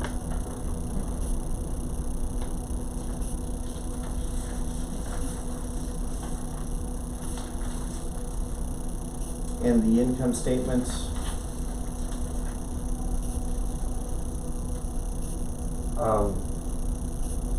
I can quickly do a quick summary if you guys are interested. yes. So as of August 31st, there's not a lot of data as far as variances go because the year had just started, right? So the main variance that we see as far as revenue goes is all tied to the lower ADA that we're projecting for the full year. So as far as revenue goes, that's the only change. It's driven by ADA. The thing that's important that I always like to focus on is the level of fundraising and grants because that's not necessarily driven by ADA. So as of right now, we're still forecasting the same amount that the board budgeted. So that's in there and that's still constant. So on the revenue side, there's not a whole lot to talk about. It's just ADA driven. On the expense side, the big variance is the teacher position that we're not going to hire for, and then there are a few other variances based off of trend. So based off of last year's total health and welfare costs, looking at this year's starting the year and what health and welfare is looking like for now, we've realized some savings in health and welfare, partially due to offsetting the open position that we know was not going to be hired, and also because we budgeted higher than necessary to be conservative. We budget everyone at the cap, and as each month goes by, we're realizing a little bit of savings in health and welfare. So those are the big variances as of the month of August.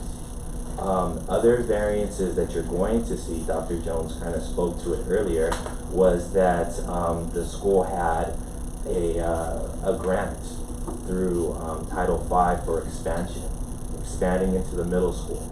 So as of June 30th, we had a certain number of eligible expenditures that we charged to the grant.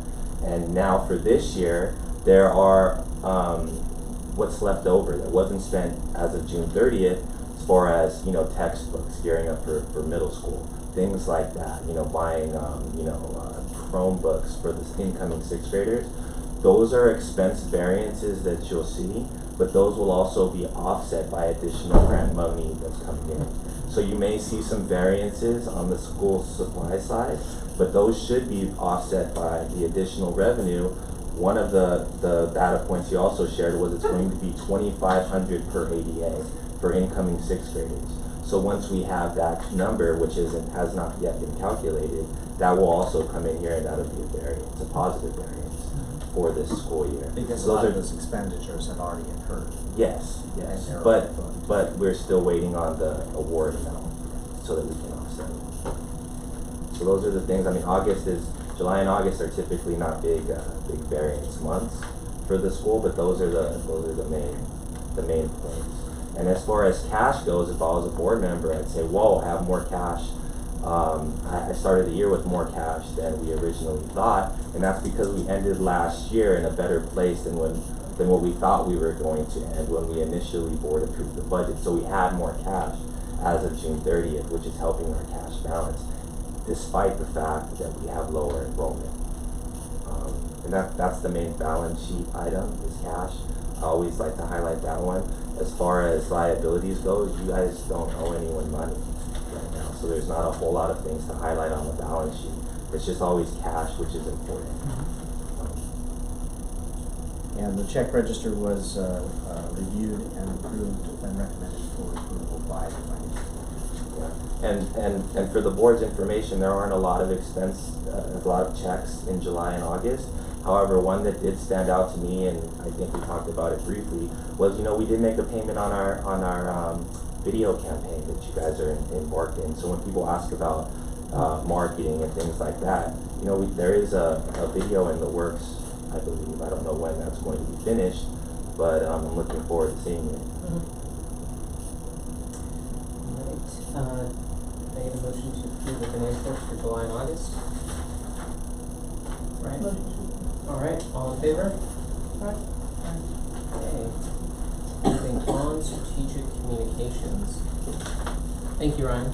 You're welcome.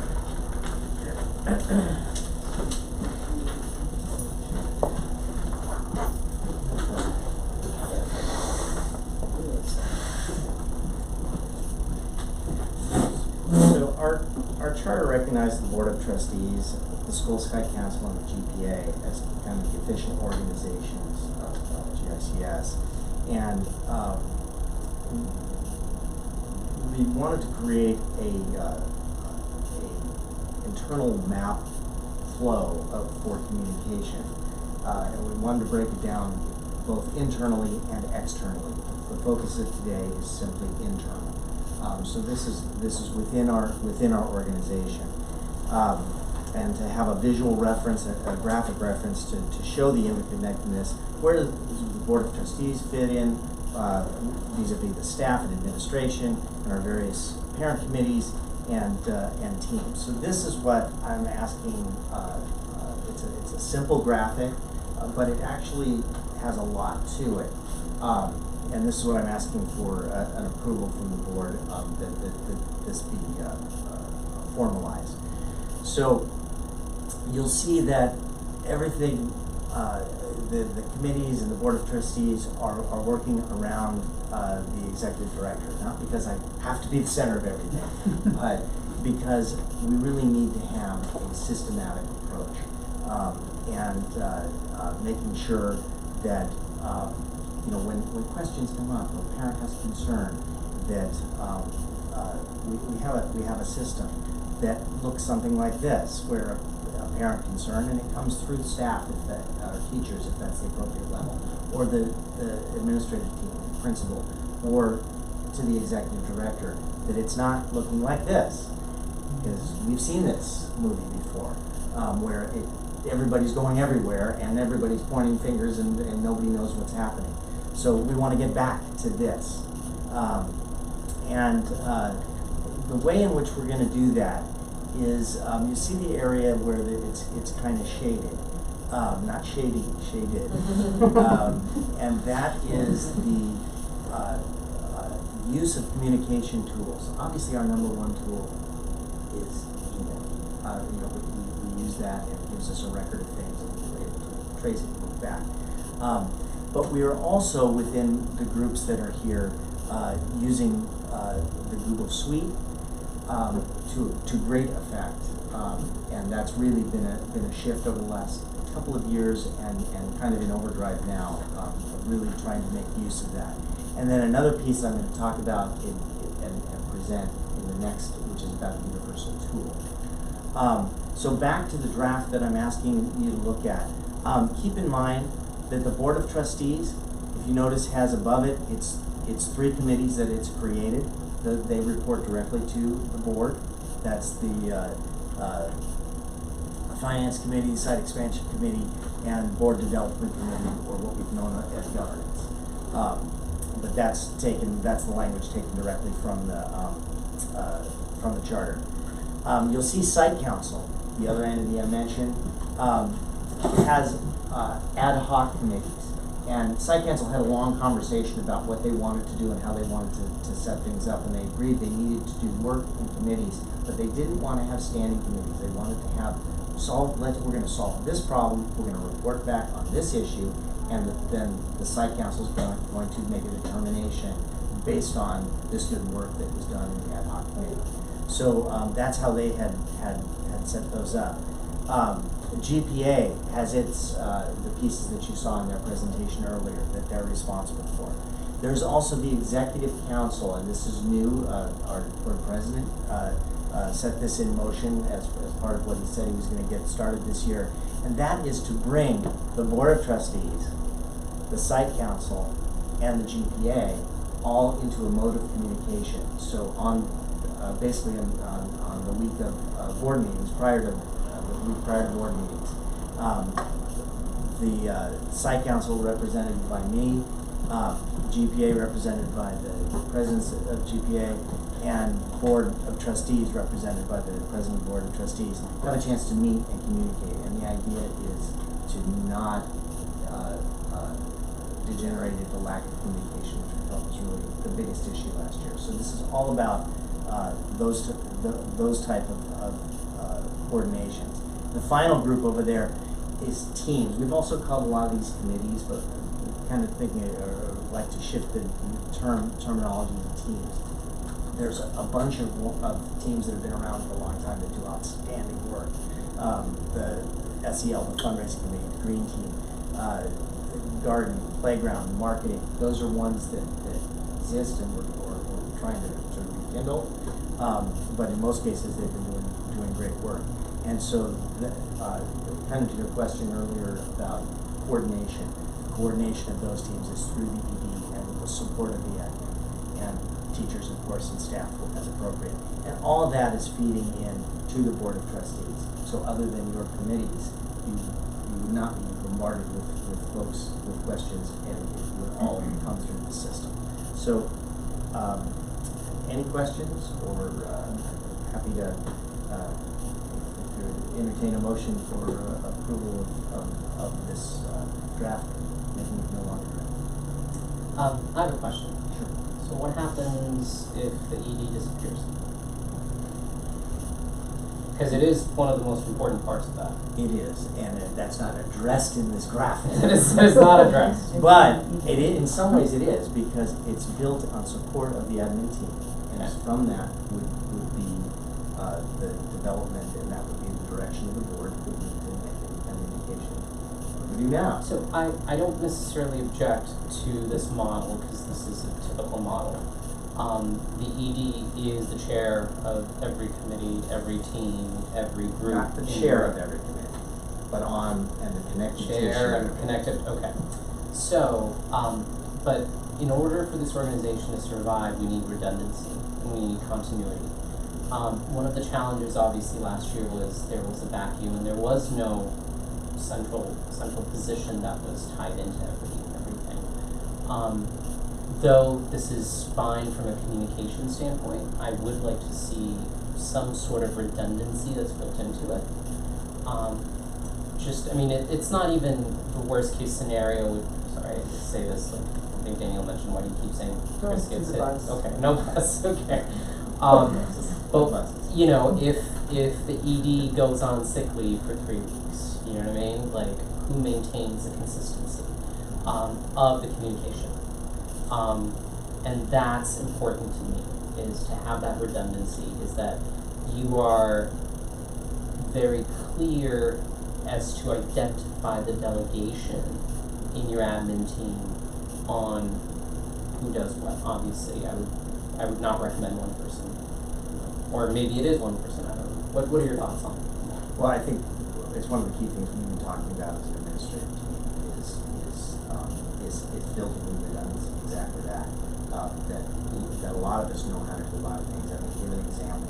We're going to be seeing shortly the rollout of our new website. One of the reasons that company was chosen was ease of use, and part of that is ease of use, that we can have more power users for that, so that we can have one administrator working on one section of the website and another administrator working on another. There might be a coordinator working on another. So we're spreading out and adding redundancy into that kind of process. I'm just using that as an example of what we want to do across the board. So yes, I think that would definitely I feel that's embedded in this. Okay, so I guess I would just like to see that codified.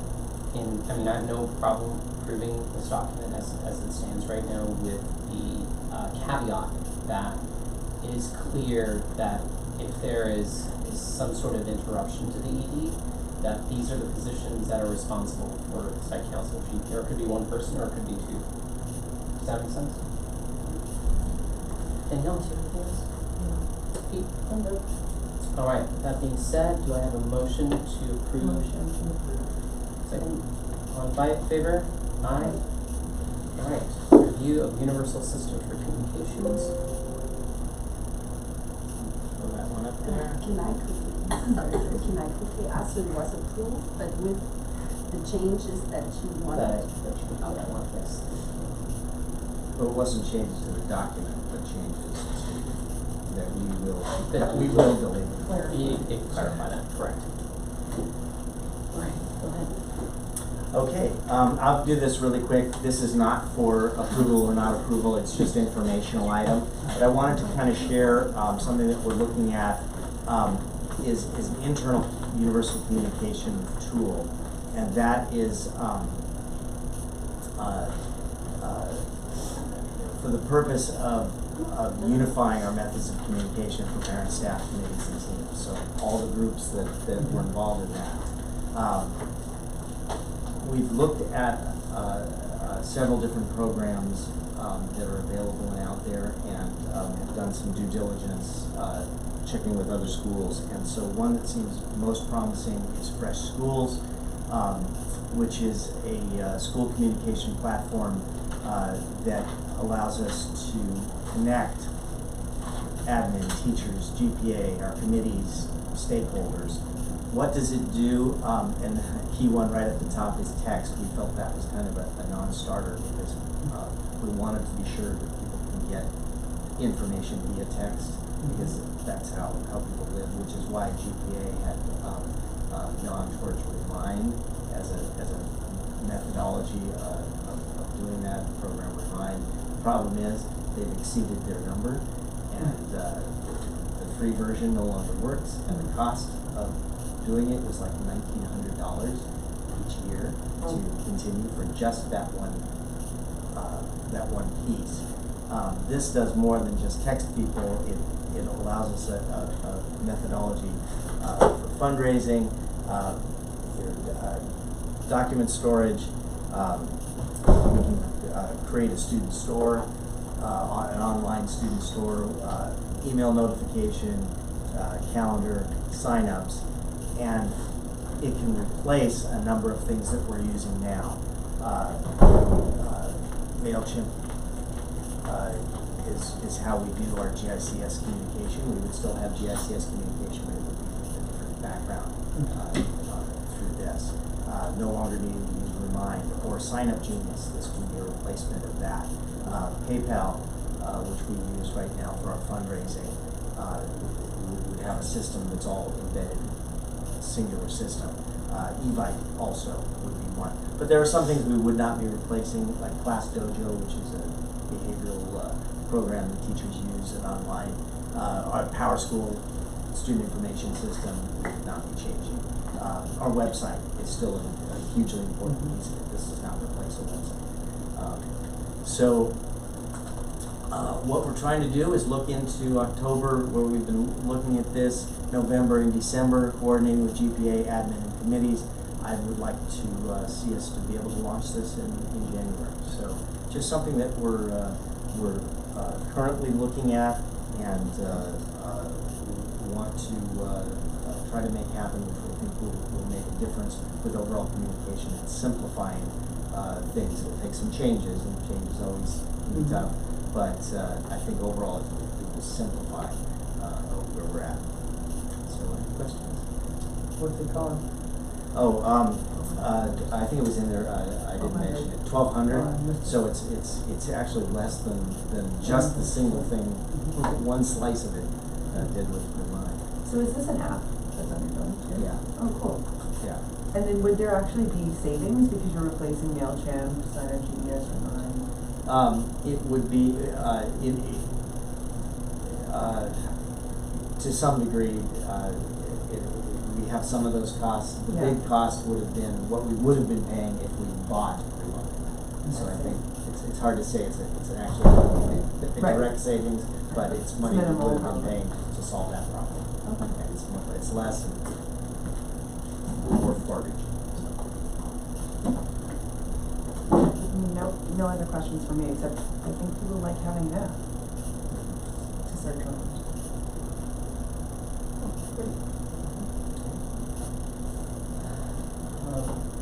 So now, All right, moving on to approval of election protocols for the parent board representative, special election. So I put into the Dropbox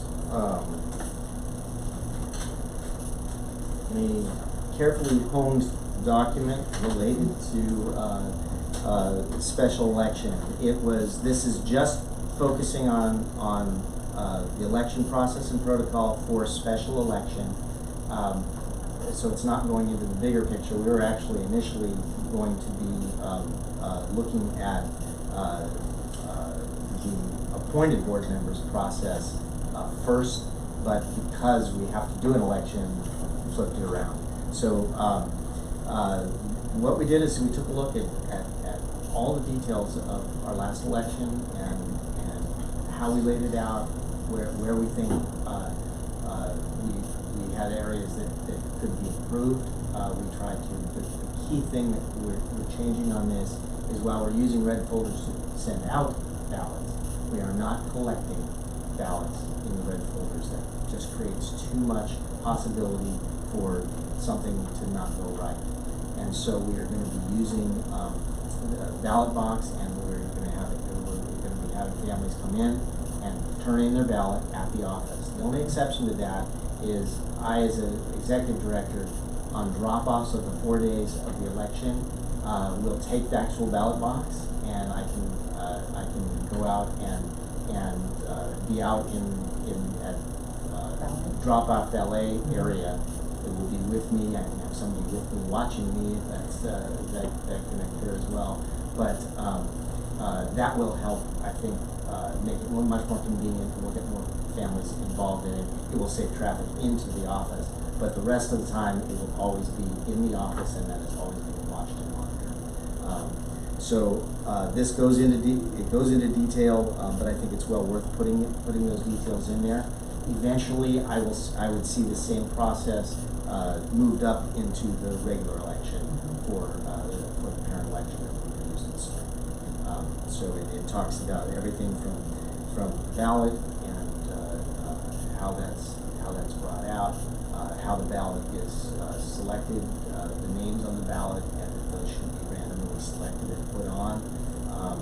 I think a variety of things we've learned, and they're all. So I think, so I would disagree with random order.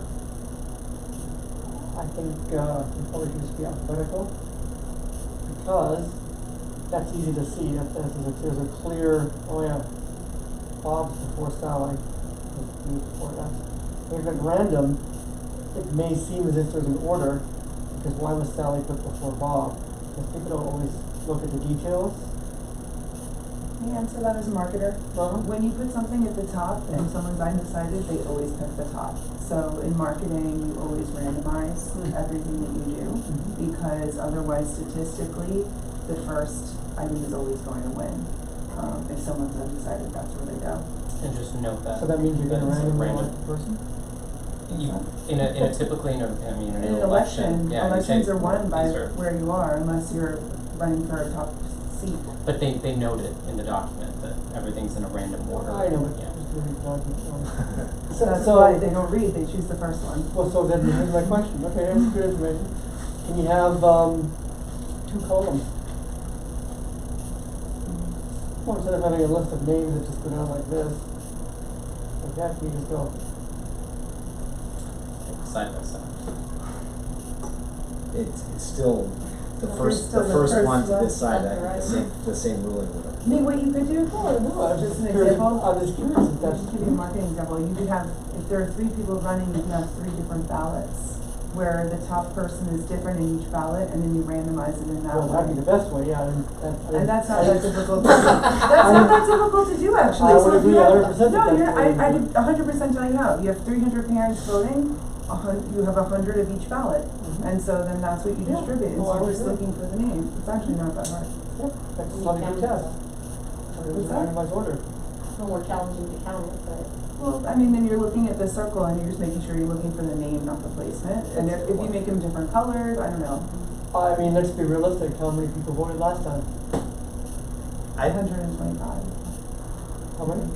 about 125. Yeah, well, that's, so. I think that the point was to take or to randomize the order was just to make it fair, that it's not something that's truly random, that people don't have any control over, which is their name. Last name. Their last name, and where that is. And so this just becomes truly random. I don't know, I could be the guy formerly known as something, and make it all A, so it's in top. Yeah. Well, Well, that's why it's AAA towing. so, exactly. Mhm. So in that case, so I still disagree with just putting a random name on top, but I would agree with randomizing the sheets to sort of have candidates on top.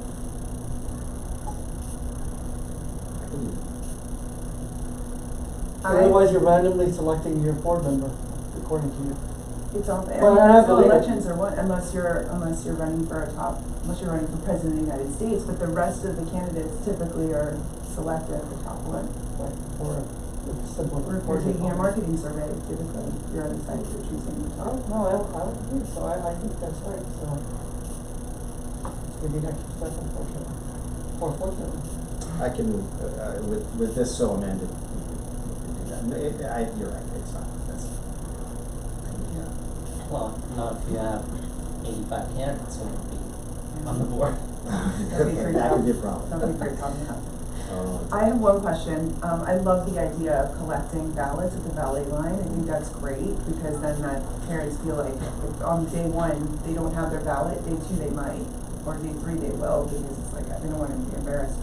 What are you gonna, this is a weird, tedious question, what will be done in the event that you're holding the ballot box at ballet and somebody wants to cast their vote at the office? Are there gonna be 2 ballot boxes essentially? So no, but it is a good question. What we would do is instruct them, if they wanna wait, I'll be in a minute. Okay. Well, and I follow the same pattern, which I go to the main door is where I'm at. So I'd be going from the valet to the main door. If they wanna head out the main door, they'll catch me, they will place me. So we can give them direction on that, but I would not have them leave it there. Right, right. In other words, people are gonna put it in themselves. Okay.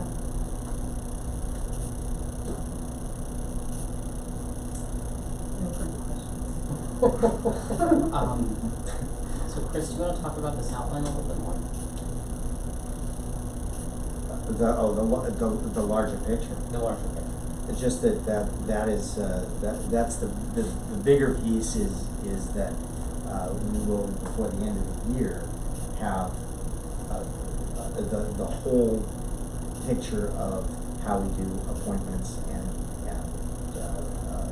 process.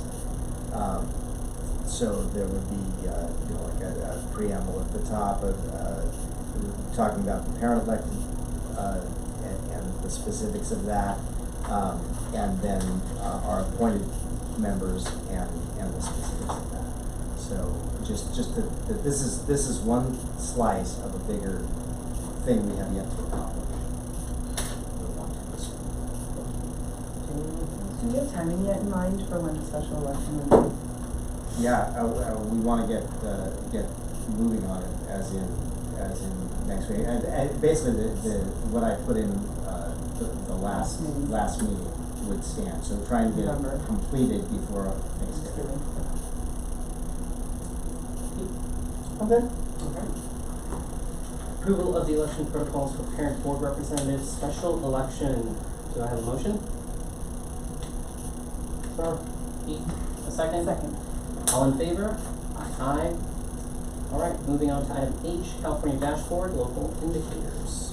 We are, sorry, Chris, we are running a little bit over, so. Okay, well, this really, I hope you had a chance to take a look at it. This is something we do need to get approved today, because we are on a timeline with the state. We need to take this document and we'll be inserting it into the California dashboard. Basically, it looks at a number of pieces that are what they call the different priorities that are things that we have to look at. So whether it's assignments or misassignments of teachers, are things that could basically the Williams complaint kind of laws that are there.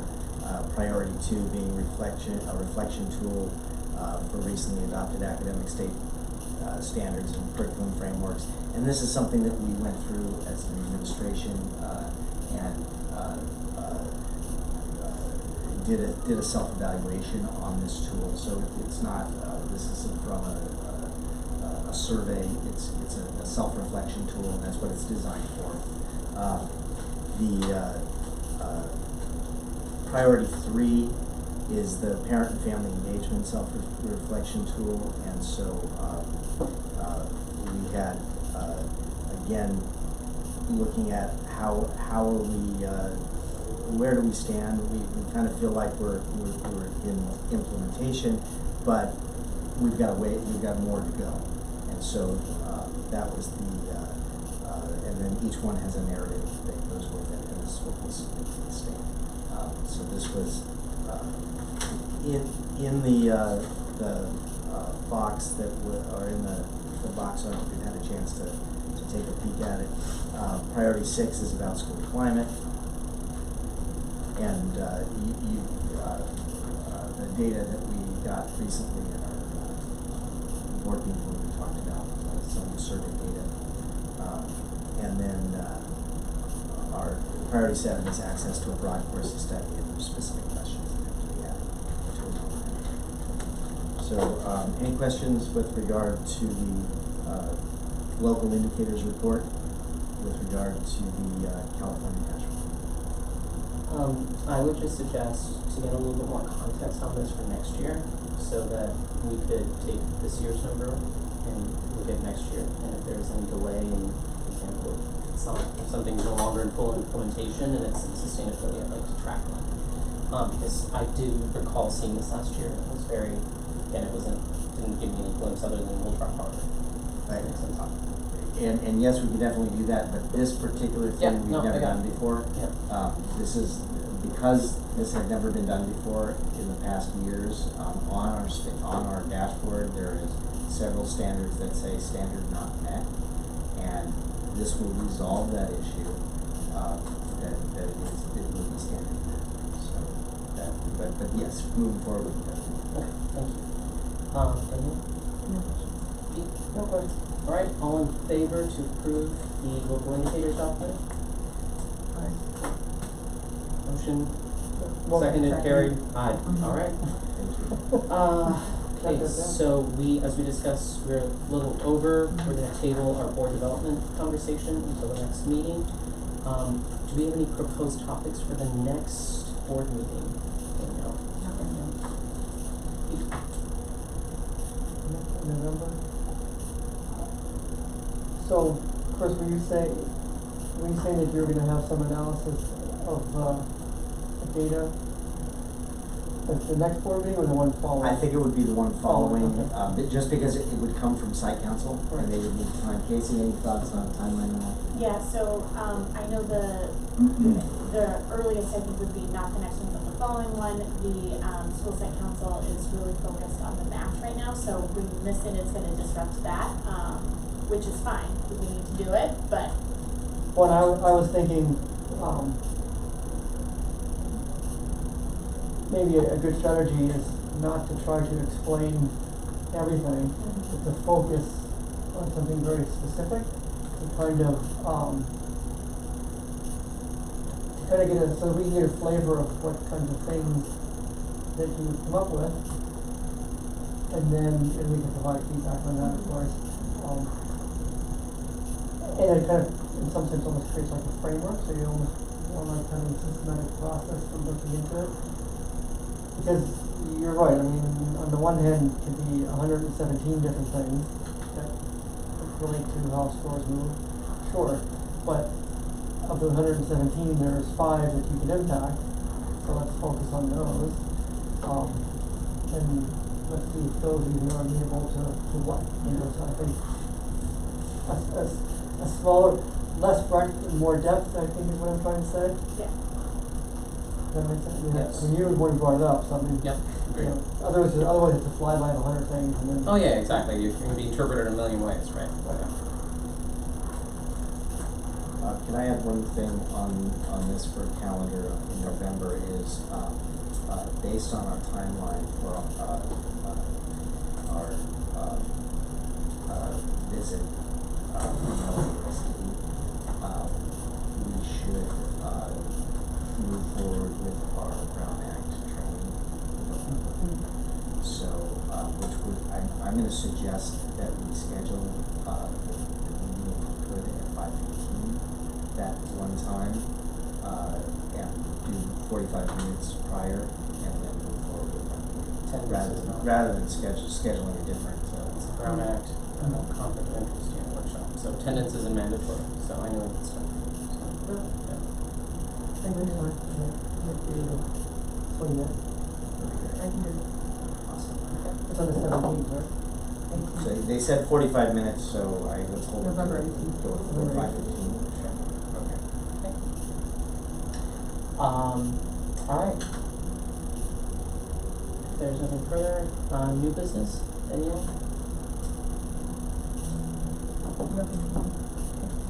Pete? Nope. Nothing as well. Alright, at this time, we will be convening closed session. Scott, is this one there? You can turn off the video. We're gonna just go ahead up to. Oh, we're gonna move? Yeah. I Sure, think- that's perfect. That's even better. And that way we can come back.